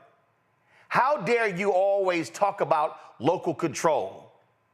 And now you want to tell the residents of D.C., who are not a state, who are taxpayers, who give their lives to this country, you're now telling us how we must conduct ourselves in this country. This is where the mayor should be rallying D.C. residents to let this Republican and Republican leadership know. In fact, what her statement should be saying is that I call House Speaker Mike Johnson to say, don't allow this to move forward. Don't bring it up as a bill. This is the capitulation I'm talking about. Liberty Plaza? That's what they want? And that's the statement? Now, well, you know, the job cuts are #1 priority. I understand #1 priority. But damn it, what's #2, 3, 4, 5, 10, 20? What about the dignity of standing up for something? And let's be real clear, that wasn't meant to be temporary. And we know that. We know this. What this is, we gonna make y'all do whatever it is we want y'all to do. Bend over. Do what we want. We can run it. That's all this is. They're not fooling us. We know what they're trying to do. They've always used Washington, D.C. for their own purposes. They've always done that. And see, when I think about my native Houston, this is just outside of my high school, Jack Yates High School, where I graduated from, where George Floyd graduated from. And what they are saying is, so this is one Republican from Georgia telling D.C. how it should operate, and the mayor, we're just going to go ahead and give in. I'm sorry, Julian. I expected more fight from Mayor Bowser than this. You know what, Roland? So did I. I understand where she's coming from. I'm extremely and profoundly, as a D.C. resident, a victim of gentrification that I've called the mayor out on a number of times because she never met a gentrifier she didn't want to slow dance with. I'm disappointed. I do understand her reasoning. $300 million on the line. The district's finances are funny. She did go and kiss the Trump ring, and she welcomes workers back down to downtown, which has been relatively deserted at times, like lunchtime when, our restaurants, depend on patronage. But I think she had other options. I don't think she needed to capitulate so quickly. And I think the capitulation really speaks poorly as we look at the other mayors who have been called in. Brandon Johnson from Chicago, Eric Adams has already capitulated just to stay out of jail. That's another story. The other Brandon from Baltimore, but the sanctuary cities mayors who are also being asked to capitulate, and some of them will and some of them won't. But here's what we know. If we all capitulate, we have nothing. And so, as I said, I appreciate Mayor Bowser, but I'm disappointed with her action, especially taken so quickly. Why you have to do it right now? Can't you wait a minute, girlfriend? Come on. Oh, but Rebecca, something at least deserves some kind of pushback, not just, okay. Exactly. Shout out to Councilmember Robert White, who actually spoke out about this last night in opposition to the mayor's decision. Here's the bottom line. To tell me that my Black Lives Matter is only temporary, to tell me that my Black Lives Matters is just a mural within the city that has so rapidly gentrified since I've lived in D.C., and to where it's no longer Chocolate City because the rapid violence of gentrification in DC. I think that's what people need to understand, that gentrification is not just displacement, it is violent displacement. It's literally removing generations of people from where they lived. Like, if this was a Key and Peele sketch, like if I was pitching to them, I would say, you know what, if you're going to tell the story of DC, have a bunch of murals of Black people all around the city. And those are the former residents who used to live here. And then maybe at night they could come out and play around. And that's the thriller. That's the horror of what's happening within DC, because many of the historic Black areas of DC are no more. But yes, you really can see murals of Black people in some of those neighborhoods where Black people used to live. And now they no longer do they live there, but they're no longer welcome there. And it's very unfortunate and it's very sad. Here's the thing. History teaches us that appeasement to authoritarian never works. It never ends successfully. And so I can't even respect someone at first pushback. All of a sudden they roll over. And in essence, the city deserves a strong leader, a leader who will speak truth to power. It's one of the reasons why, I said even at the top of the show, we can't rely on political parties here. And remember, all power to the people. It has to be a people-led movement. The people have to push back because, unfortunately, we are seeing leaders, just like this decision that Mayor Bowser just made, that are making the wrong decisions in this moment. Daniel, this was June 7th, 2020. This is a story that was on CNN. Civil rights icon John Lewis calls Black Lives Matter mural a powerful work of art during visit with D.C. Mayor. Remember, he actually visited this mural when he was dying from pancreatic cancer. In fact, this is a tweet that the mayor had actually posted, and this is a photo of him overlooking that. Maybe Mayor Bowser needs to remember this.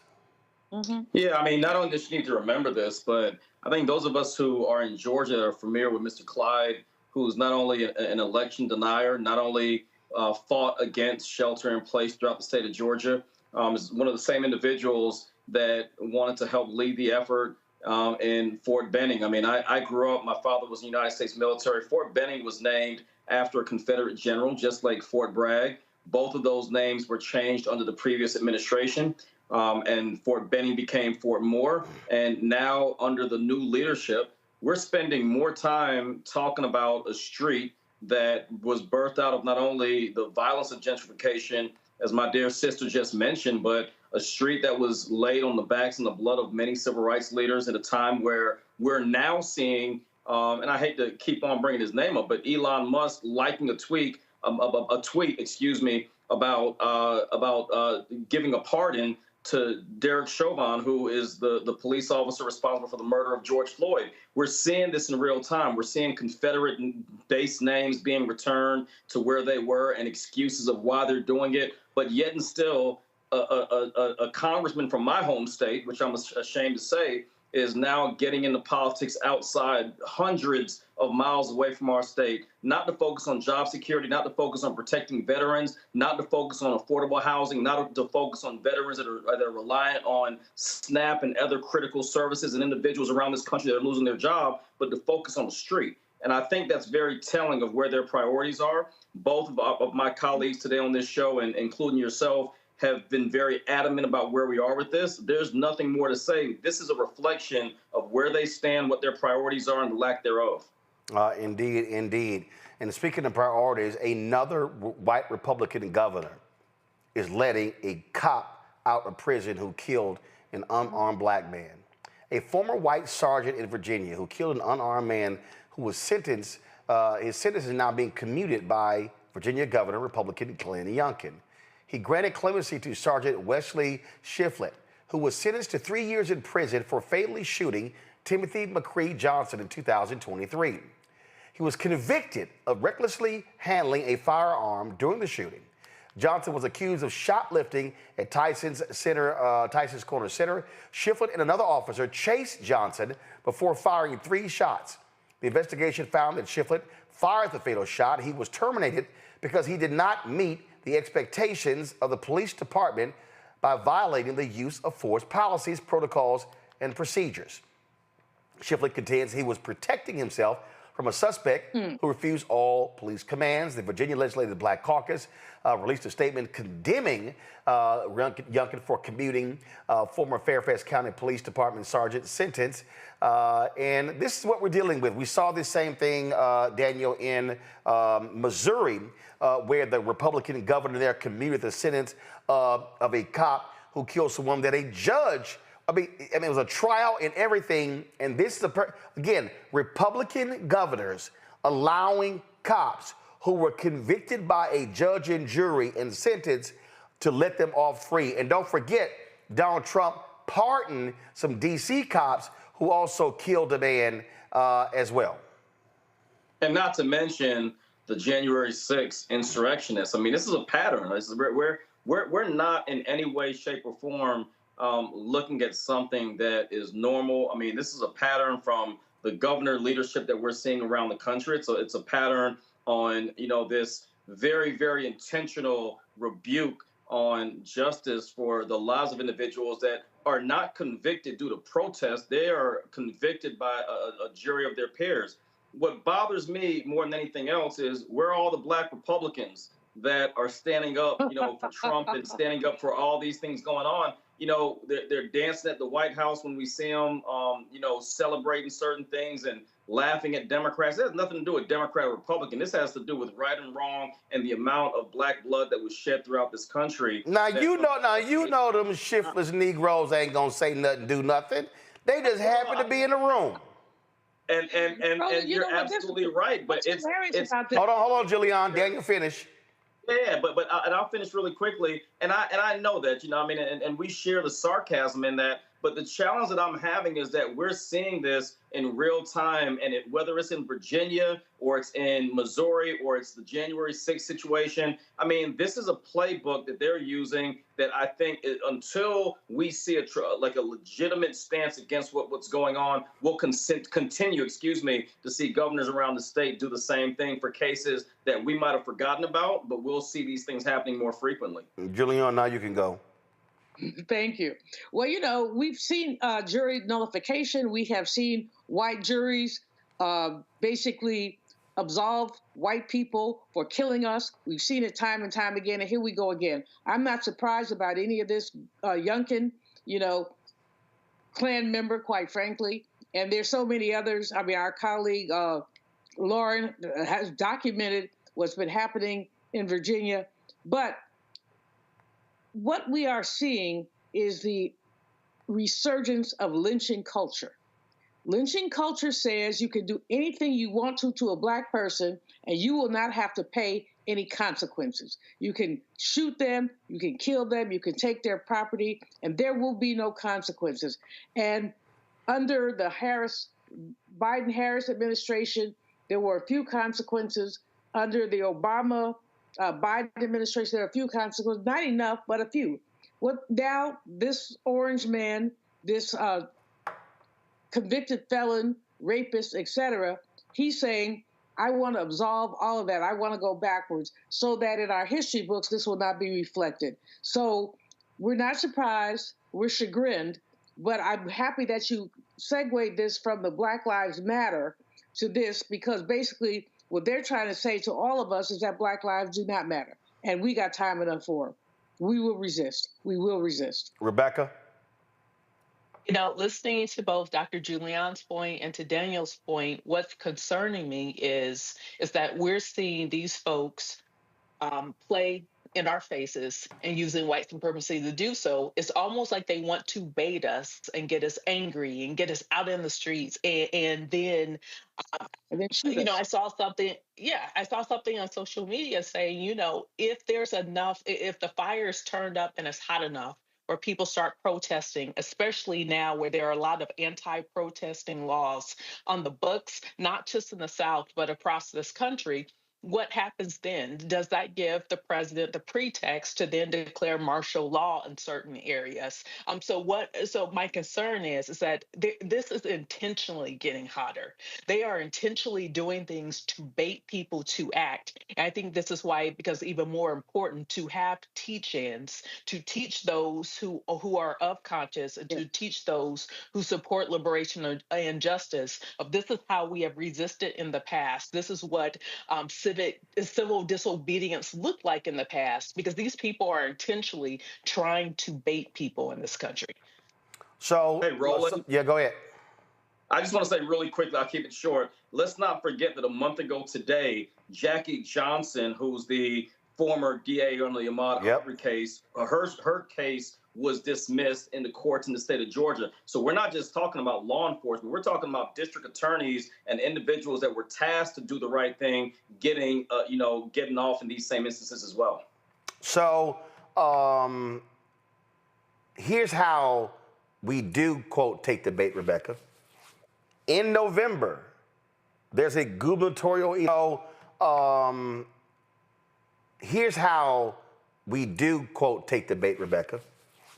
In November, there's a gubernatorial election in Virginia. And Winsome Sears, MAGA Black woman, is running on the Republican side. This is how you mobilize and organize. You beat her ass. You make sure she doesn't win. And then what happens is, if Democrats control the House and the Senate and the governor's mansion, then they want to pass a law that can make it retroactive to restore voting rights to the formerly incarcerated. They can then make the kind of changes that we're talking about. That's how you do it. That's how you actually do it. So they want us going to the streets? Yeah. I say take to the streets. Teach people, educate people, register people, then vote. Use that power. That's how you actually do it. All right, folks, taking a quick break. When we come back, we will remember Congressman Sylvester Turner, who passed away last night here in D.C. at the age of 70. You're watching Roland Martin Unfiltered on the Black Star Network. Next on the Black Table with me, Greg Carr. Dr. Gerald Horne, a man regarded by many as the most important historian of our time. He provides us a history lesson I'm betting you've never heard before. Texas enslavers who plan to continue the conflict even after Appomattox, even after the formal surrender of Robert E. Lee. Dr. Horne talks about his new book, The counter-revolution of 1836, Texas, slavery, and Jim Crow, and the roots of U.S. fascism. You do not want to miss this conversation. Only on the Black Table, right here on the Black Star Network.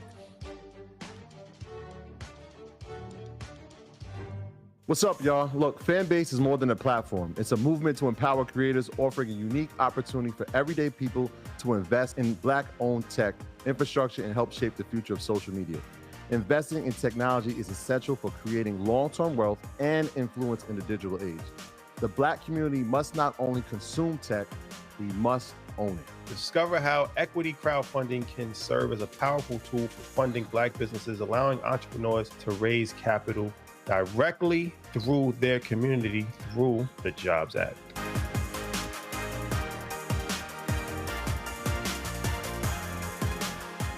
Hey, it's John Murray, the executive producer of the new Sherry Shepherd Talk Show. This is your boy, Earthquake. And you're tuned in to Roland Martin, Unfiltered.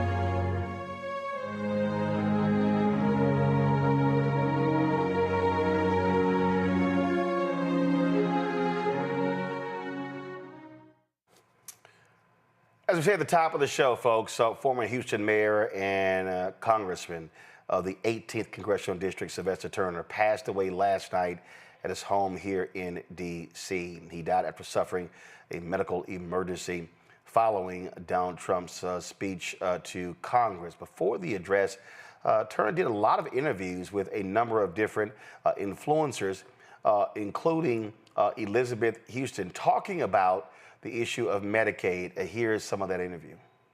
I appreciate you for highlighting this.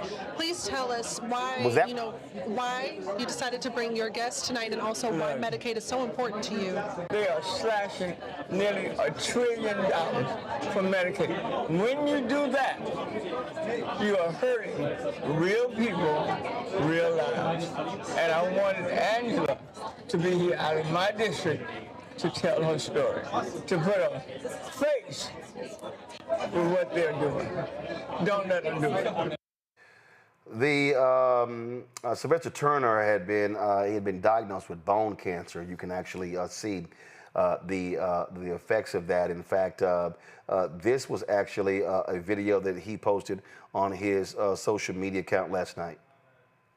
This is Angela Hernandez, my guest tonight for the State of the Union. Angela is here to advocate on the importance of Medicaid. I'm Angela. I'm from Houston, District 18. My daughter is Bailey Garcia. She's 2 years old. She has a rare genetic disorder, chromosome 8p, inversion duplication deletion. It causes a lot of developmental and medical challenges. So losing Medicaid would be devastating to us. So please let people know, don't mess with Medicaid. That was one of the videos again that literally he posted last night with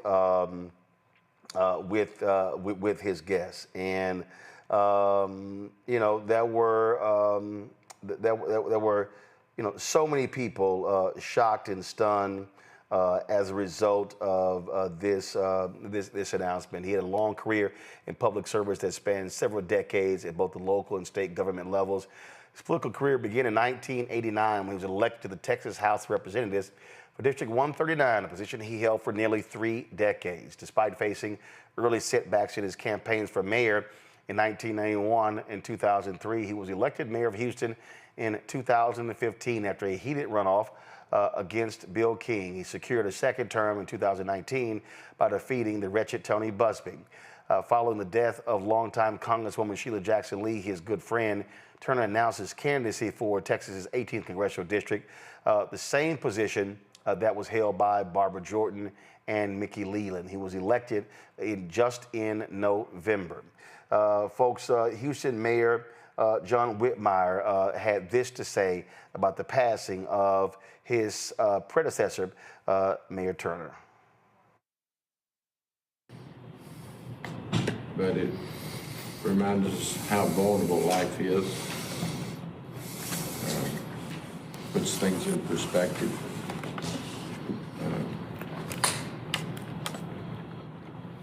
Council, as you witnessed, is very sad that we lost a public servant the size and record of Mayor Turner. He's fought a courageous fight with his illness.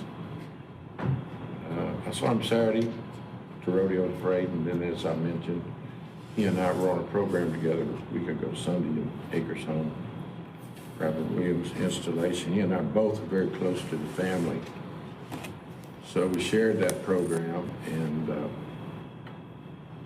many folks, certainly many of you that are new to Houston, do not realize our history of being partners. I got elected at 23 years of age. He ran for county commissioner in 1981. I was involved. Then he went to the legislature, where for 24 years we worked as a team representing the same community. So I have nothing but fond memories of his partnership and our representing the same people. Politics is a tough business. He ran for mayor 3 times. I witnessed each of them. And I think anyone familiar with that successful race would say I played a vital role, helped him get the police firefighter endorsement, which were really important. Other support. I think I did a pretty good job of firing up crowds for him. And certainly presenting him to Houston as the winning candidate on election night. We had disagreements, but they were never personal. And our families were close. You know, no one knows the pressures of public service in general until you serve. And no one knows the pressures of being mayor until you have the honor of being mayor. So Sylvester's on our mind today. Very tough loss for the city of Houston. And, you know, Rebecca, it's very difficult because, like, literally losing Congresswoman Sheila Jackson Lee.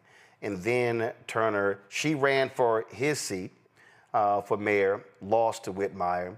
And then literally a month later was diagnosed with pancreatic cancer. She was gone 3 or 4 months later.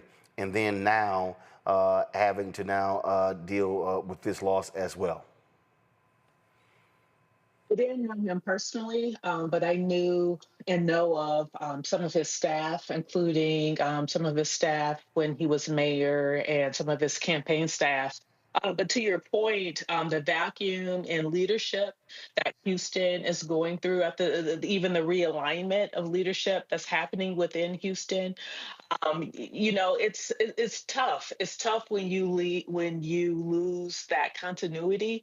When you lose those folks who have been around, they have the battle scars of the different various political fights that they fought. And then you start to bring in that new leadership that isn't necessarily battle tested in the same way. And what's really sad and unfortunate is that this moment really requires those who have been battle tested. But of course, we still have other people like Congressman Al Green in the Houston area. We still have other people there to help fill in some of that gap. But it is sad. It's sad to lose 2 great, wonderful Black politicians back to back, you know, within a year. Daniel? You know, the night I got the news that I would be appointed to serve as the regional administrator for EPA Region 4, I was in Houston. And Mayor Turner was one of the first mayors to congratulate me. And I remember he vaguely said, "You got to come back to Houston." And I kind of softly said, "You know, sir, I'm in the southeastern region, and unfortunately, Texas is not one of my states." And he said, "I didn't ask you that." And so, I want to say that I had, a very, great opportunity to meet him. The last conversation he had, to show you the stature of this man, he convened all of the Black utility executives in the country. I didn't even realize there were over 25 Black utility CEOs. He convened them. And I want to say thank you for his life, his legacy, his promotion of the city, the rodeo, all the things he invited me to, all the things that he did is a testament of a legacy of a generation of men and women and civil rights leaders that we have lost, but that their memories will hopefully remain within all of us. One of the last interviews he did at the National was on Reverend Al Sharpton's show on Sunday. This was some of the interview, and so I had reached out to him. To be on our broadcast last night, but he was attending the speech, and Julian, Congresswoman Joyce Beatty said she was the first call I got this morning. I was actually asleep. I woke up to the news because I didn't go to bed till like 4 a.m. Had my phone on sleep mode because I needed to get some sleep after last night's 6.5, almost 7-hour broadcast. And she said that she had left him last night to come here. And he had talked about, he told her to tell me, hey, he had, respect for what I did. We were, longtime friends. I've known him for years, growing up in Houston, covering Houston politics. He's my alpha brother. Again, it was this morning. It was very difficult for CBC members when they even had their noon meeting today because so many just saw him last night. After the speech, again, doing interviews, and he went home and had his medical emergency. Roland, I had the pleasure of meeting Mayor/Congressman Turner on a couple of occasions. I enjoyed and appreciated. We discussed some of his environmental stances. He was close to a number of African-American people who are environmentalists. It is a great loss. I mean, I echo what my colleagues have said. It's a great loss. And beyond that, there are a couple of things that we all have to think about. One is succession planning. The loss is great. We will all mourn. Who's next? I think that all too often we have our Black leaders who are on their own by themselves, and we've seen it time and again. And so who's next? Who's up next? Who's got next? I think the other thing that we really have to think about is the double blow that Black Houstonians are experiencing with the loss of both Sheila Jackson Lee and Sylvester Turner. That's a lot. It's really a lot. And so we have to lift them up with positivity to talk about, again, what's next. But the third thing, joy comes in the morning. Something positive will come out of this, even though I personally, like I said, I didn't know the brother well at all, but we had been in each other's company a couple times. He actually teased me about something I said or did, which is not unusual for anyone, but we got a good laugh out of it. So we'll all miss him, but as we miss him, we have to, A, lift up his legacy, and B, live in his light. Folks, February 4th, he posted this video talking about the dismantling of these federal agencies. Listen. This is Sylvester Turner. A lot has happened in D.C. over the last 14 days. But one of the most egregious things that has taken place is that Elon Musk, this billionaire, this tech guy, has literally taken over the U.S. Department of the Treasury. And in his possession happen to be your personal financial information, tax information, information on your Social Security, Medicaid, and the list is endless. Now, on January the 20th, we inaugurated a president. We did not crown a king. But since January the 20th, after one executive order after the next, this president and those who work for him on his behalf have gone too far. To have your personal, private information in their possession, and no one knows how this information will be used, is outrageous. It's egregious, and it's repugnant to all of us as Americans. And no one knows how this information will be used is outrageous. It's egregious, and it's repugnant to all of us as Americans. Today, there was a huge rally in front of the U.S. Treasury. By the thousands, people showed up and said, enough is enough. Our information belongs to us. It doesn't belong to this billionaire. It doesn't belong to this tech guy who can use your information and my information any way you can. It is now time for all of us to stand up, to hold our ground, and to say, no, it doesn't work that way, Mr. President. And we will do everything in our power to change and overturn this abuse of power. We need your help. Speak up and let your voices be heard. And in the meantime, this congressperson from the 18th Congressional District will do everything I can to righten this wrong. We talked about it a few months ago when Congresswoman Sheila Jackson Lee passed, and then again, outgoing Mayor Sylvester Turner delivered this eulogy at her funeral. Thank you so very much. We thought, Elwin, that we would all come and do this together. To the special dignitaries, Elwin, let me just say that it takes a special man to be married to Sheila Jackson Lee.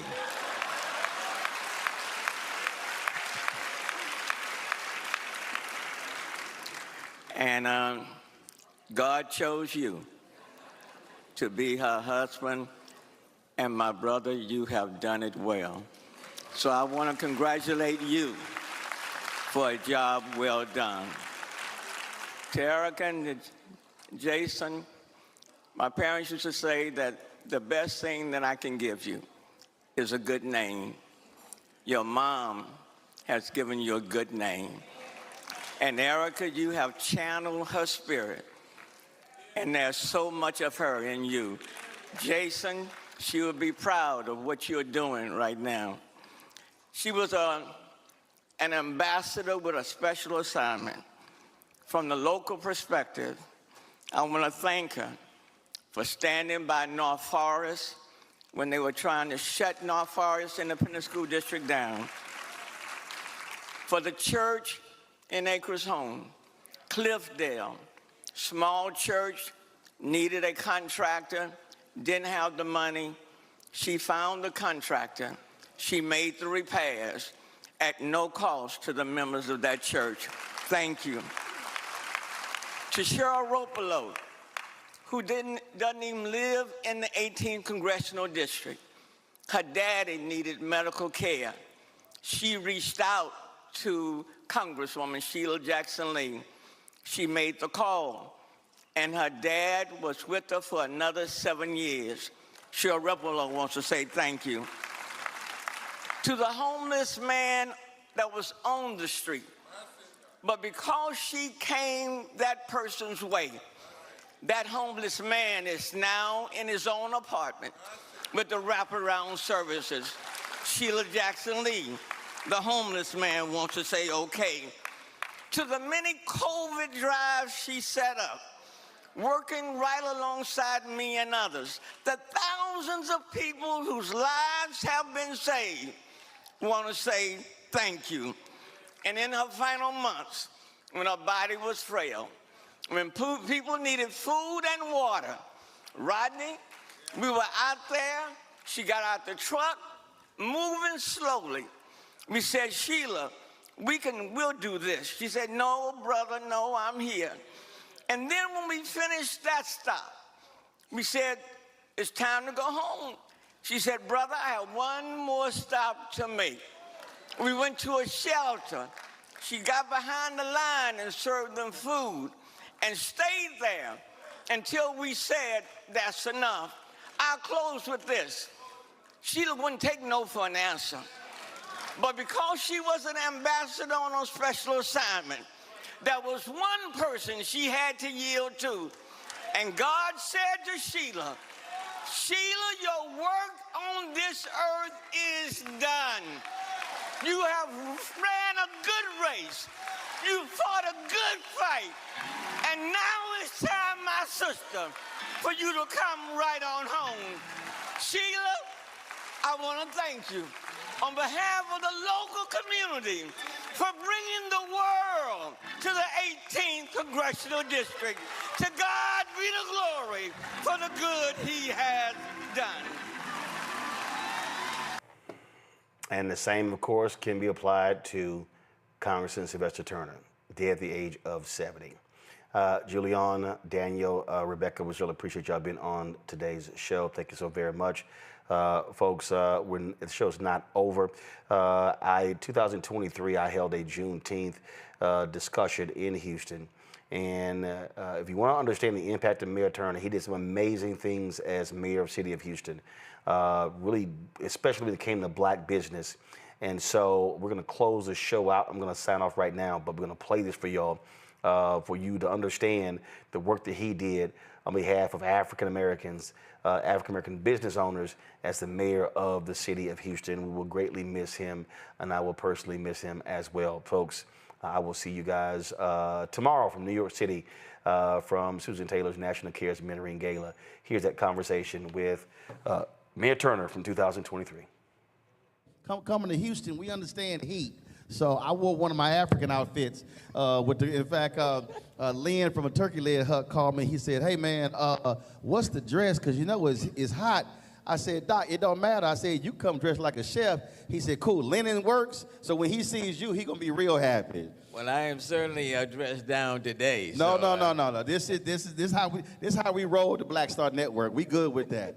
All right, glad to see you here, Mayor. First off, I wanted to have this conversation because you're in your final months as mayor. This is about the future of economic freedom for African Americans. Right. And Commissioner Ellis spoke earlier. He got spun. He came in for all y'all got here, so he had a mic first. And we talked about literally the billions of dollars that exist out here in the public sector. And unfortunately, we're not fully tapping into that. You understood that coming into the mayor's office. And so what was your focus to make sure that black folks were getting a piece of this pie when we are significant tax payers in the city? Well, Roland, I looked at it in two ways. Certainly the people in our city need the services, the basic services, and you want to make sure that you improve in every community, every neighborhood, so every neighborhood is a community of promise and hope. So services are important. But secondly, economic empowerment, because that is what will last far beyond my term. Making sure, for example, that we're providing opportunities for businesses to add capacity and then to be able to scale. They can then hire, and then that continues, okay? So that was critically important. Number two, the city of Houston, for example, our budget, we just passed the budget a week or two ago, $6.2 billion. And then that doesn't necessarily factor in everything that we're spending, for example, like at the airports and our utility system, all of that. So it's a lot more than that. So it was very, very important when you say that you are the most diverse city in the country, that diversity be reflected beyond just ethnicity, but in terms of where those economic dollars are going. I will, and I am proud to say, that in my term in office, that we have done more businesses with MWSBEs, and more so than any time in the history of the city. And if you drill that down, They say we just want to focus on African American businesses. We have awarded more business in dollars and cents to African American businesses at a historic level, more than any time in the history of this city. And so you're talking about just for black businesses, African American businesses, you're talking about nearly $1 billion going specifically just to African American businesses. Wow. Okay. So, and if I wanted to be exact, you're talking about $927 million. I like specifics. Yeah, I'm talking about $927 million, and that's just up to 2022. That's not factoring in this last year. And the reason that's important, and we talk about this here, because when you talk about that much, $927 million going to black businesses, now you're talking about companies that have employees, folks who are buying houses. When we had my TV One show, the weekly show was 4 years and the daily show was 4 years. The sister who did the makeup. Yes.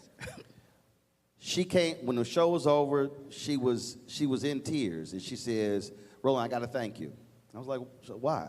She said, doing makeup for your show allowed me to buy my first house. Yeah. And that's, and here's what, by her doing makeup on our show, she's the makeup artist for Supreme Court Justice Ketanji Brown Jackson. Wow.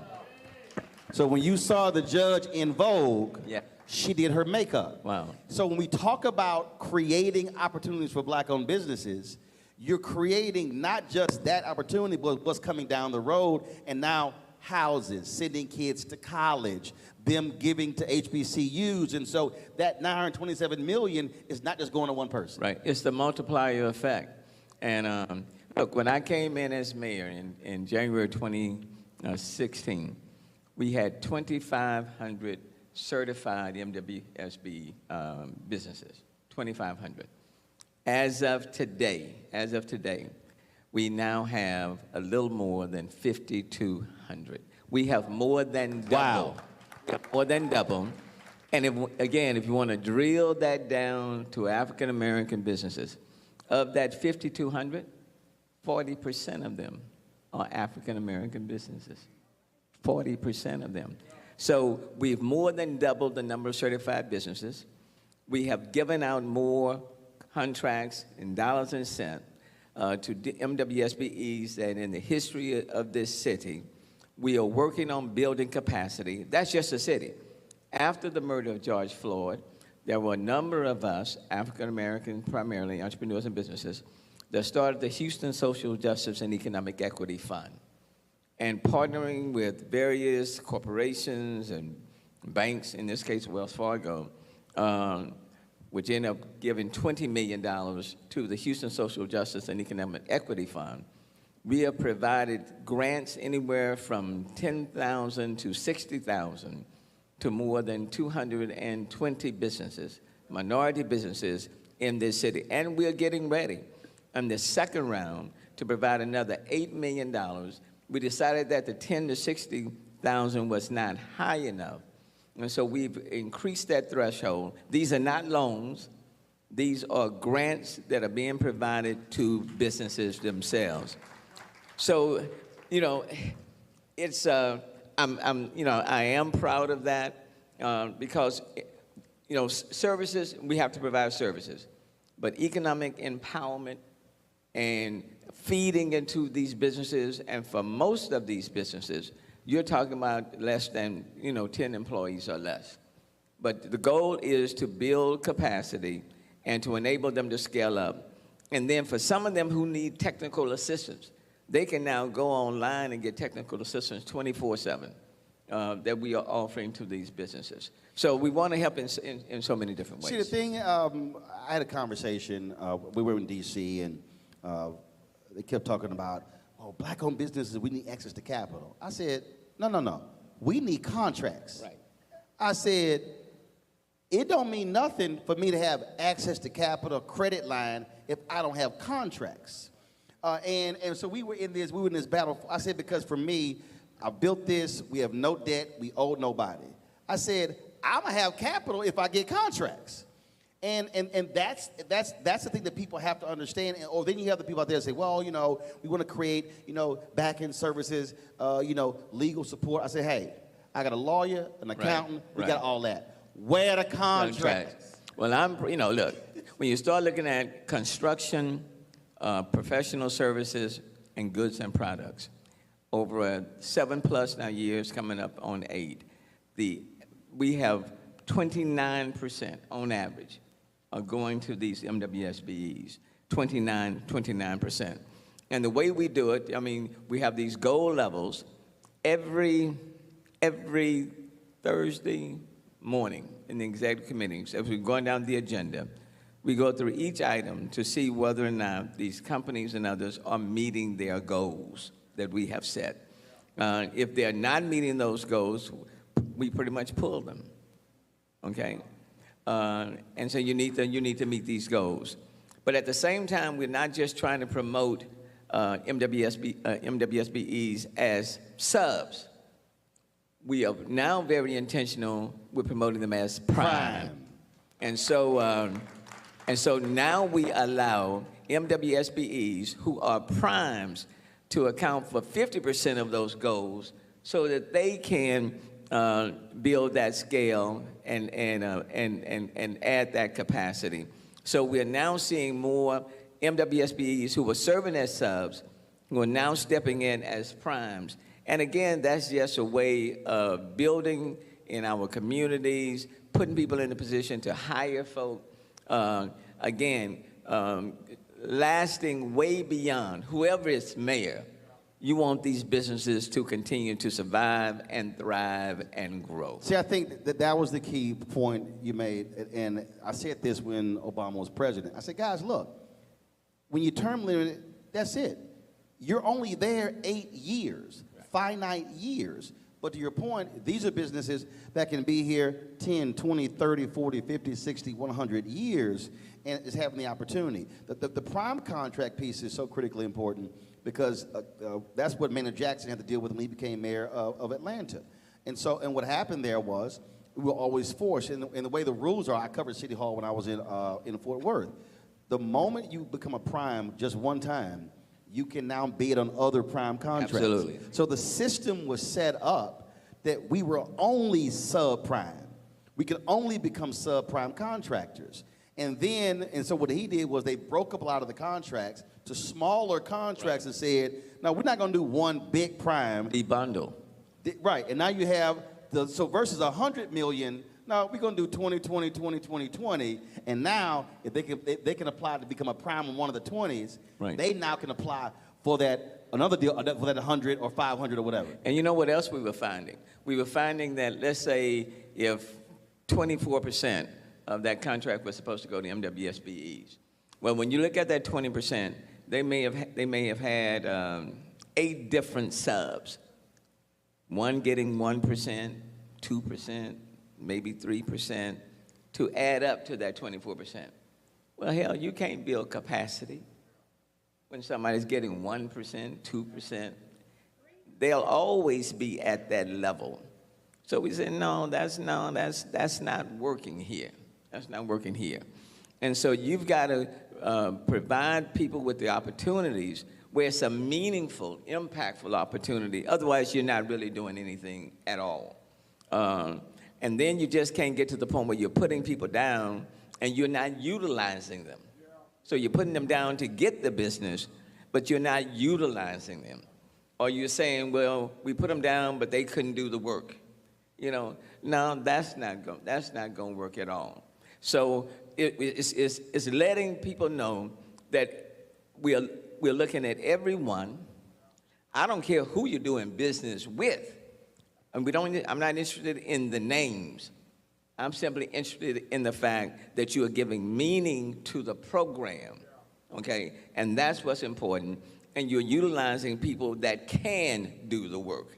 Now, when you go to Hobby, we had a big deal over this airport contract at Hobby.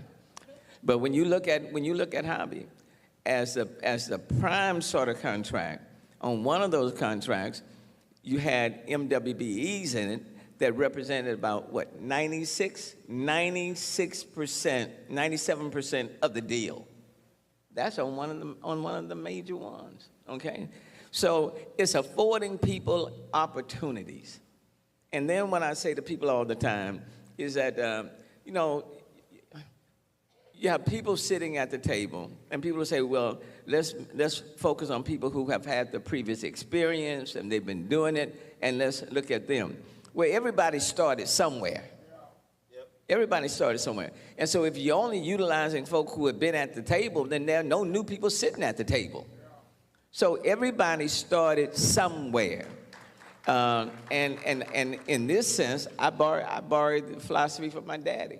You know, when you have 9 kids and 2 adults and a kitchen table that only sit 5 people at a time, and my daddy wanted everybody in the house eating at the table.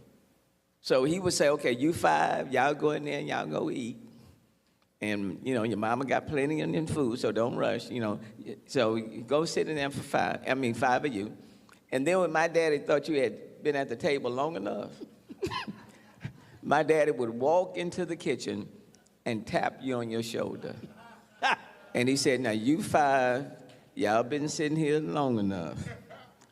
There are another 5, so waiting to eat. So you 5, you get up.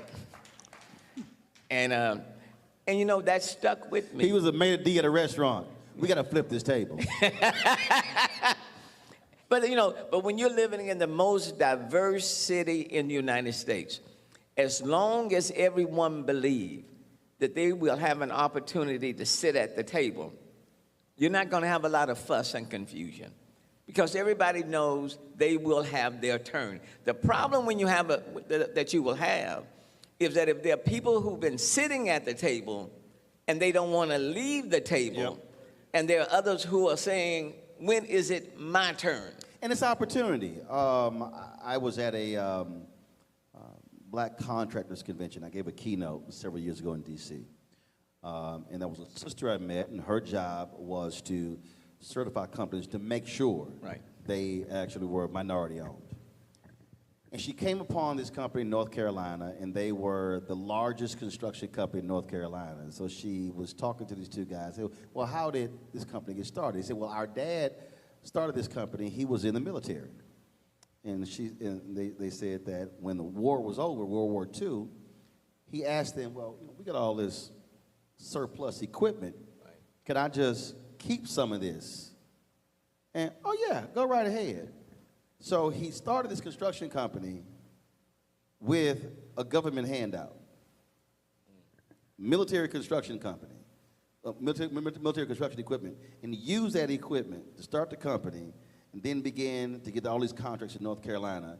And now his sons are running the company that Daddy started using government equipment. And as she and I were talking, I've used that example. I said, because you can't show me a black soldier who they will let walk off the base even with a shovel. But he left with actual equipment. The government funded his business.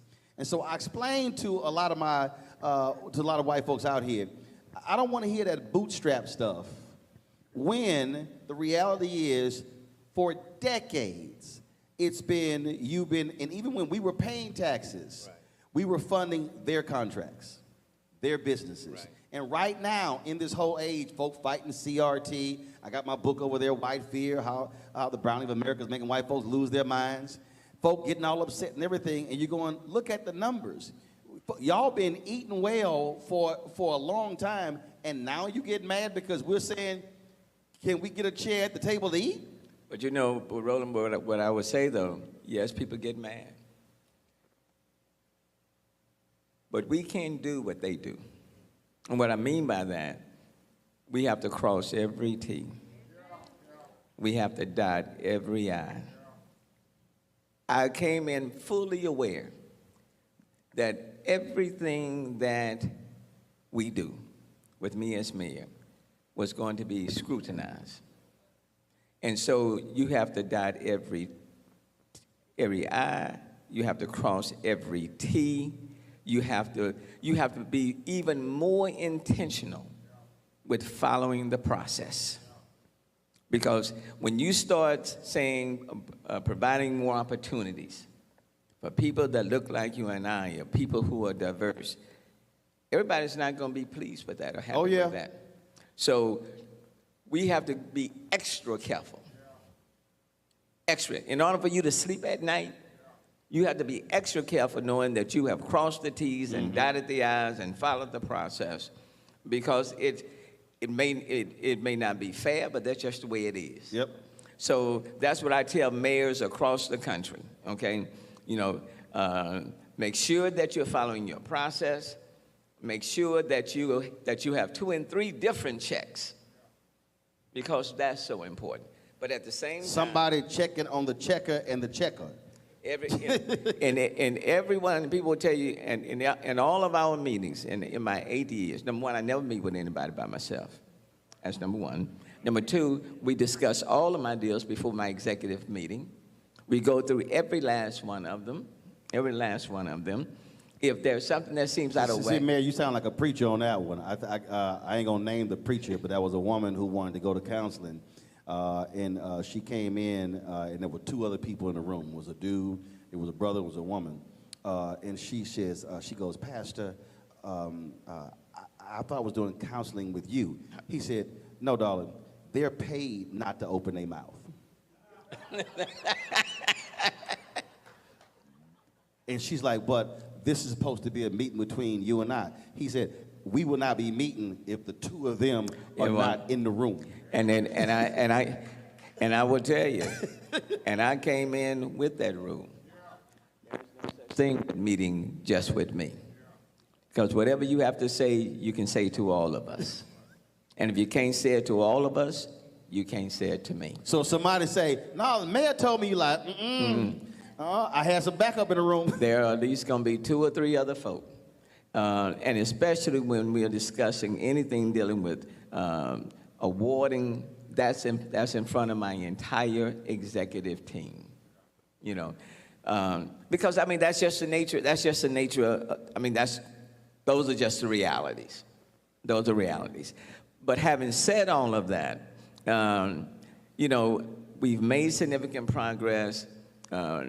I won't say mission accomplished, but it is important for us to do everything we can to build capacity, to put the business in a way that they can scale up. And then what I say to businesses, you need to be able to do the business. You know, I can't put you someplace and you can't do it. Now that's not be crazy now. I mean, you know, you're applying for something, and the people are asking, can you do this? No. Do you have this? No. Why are you down here? Well, I'm an MWBE. So what you want me to do? So we can't help you if you're not taking the steps to help yourself. Okay? Now, that's one of the reasons why we put a lot of emphasis on apprenticeship programs. So there are steps that we can take you through, like on the small business rotation program that we have.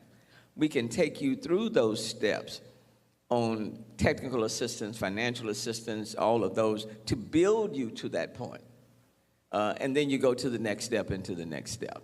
But, you know, but the Office of Business Opportunity, I want to give a lot of credit to Marsha Murray, sister, who has just done an incredible job in the Office of Business Opportunity. And all of my directors, you know, that's important because, quite frankly, before the matters even get to me, I'm on the back end. They have come through the system. So you got to have the right people in the right place in order to move things forward. Well, speaking of moving forward, last year, again, after Juneteenth last year, folks were celebrating the first year being a federal holiday. Yeah. And I was seeing all these different events and stuff, folks doing stuff. Then I started seeing all the planning. And I said, we got to make sure that Houston remains the epicenter in terms of national celebrations. CNN last year did California. Did something from the Hollywood Bowl. They broadcasted it again from the Greek Theater. And I was like, I said, how y'all going to broadcast a concert from California. About Juneteenth. Hell, when they entered the Union, they didn't even have slavery. So I had this idea, and then reached out to my brother, reached out to different people in Houston. I said, Mayor, we've got to make sure. And so we began to meet with different folks, met with the folks over at Houston First. And so I am proud to announce with the mayor that beginning next year, we're going to be holding the National Juneteenth Freedom Festival here in Houston. Black Star Network, my partners with Urban Edge Network. Our goal is to have our exhibits, have concerts, bring our tourists in, but really make Houston the centerpiece of Juneteenth celebrations, because that's the way it should be, and everything coming from here. And look, and let me thank you, Roland. You reached out. We want to be fully supportive. You know, I saw that last year. You know, you try not to be jealous or envious or whatever. But you know, I said CNN going to L.A. talking about Juneteenth. I mean, I was at my home and I said, what the hell? I mean, that's fine. But you can't ignore the fact that General Granger came to Galveston and on that veranda read Article 3.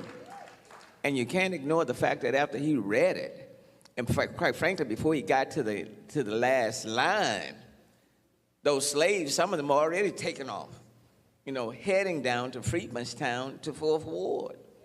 And then when he finished it, the others, well, there were some, because even when they were told that they was free, you know, just the words don't set you free. Right. You got to set your mind free. Right. So there were some who were still standing still after the man said y'all free.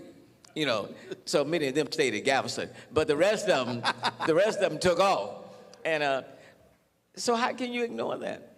And then I got to give my brother, good friend, former state representative, yes, sir, Al Edwards. Yes, sir. I got to give him a lot of credit, because Al took a lot of crap in the legislature. Well, I was in D.C. Tuesday for the Juneteenth concert at the White House. His son was there, and saw Opal Lee there, gave her respect. I told a whole bunch of people there, I said, let me be real clear. I said, first of all, y'all, this was a state holiday in Texas first. I said, and it was my Alfred brother, Representative Al Edwards, and I said, let's not lose sight that it was a whole bunch of folk for years and decades who were saying it should be a federal holiday. Right. So, I certainly want to acknowledge Al Edwards, because if we are not careful, we will rewrite our own history. And that's precisely why I said, no, we got to do this thing, national festival in Houston, multi-event, whether we want it done big. Oh, yeah. Now, I won't be the mayor next year when it happens, but I can certainly help feed the success of the program. Yes, sir. While I'm here, I don't know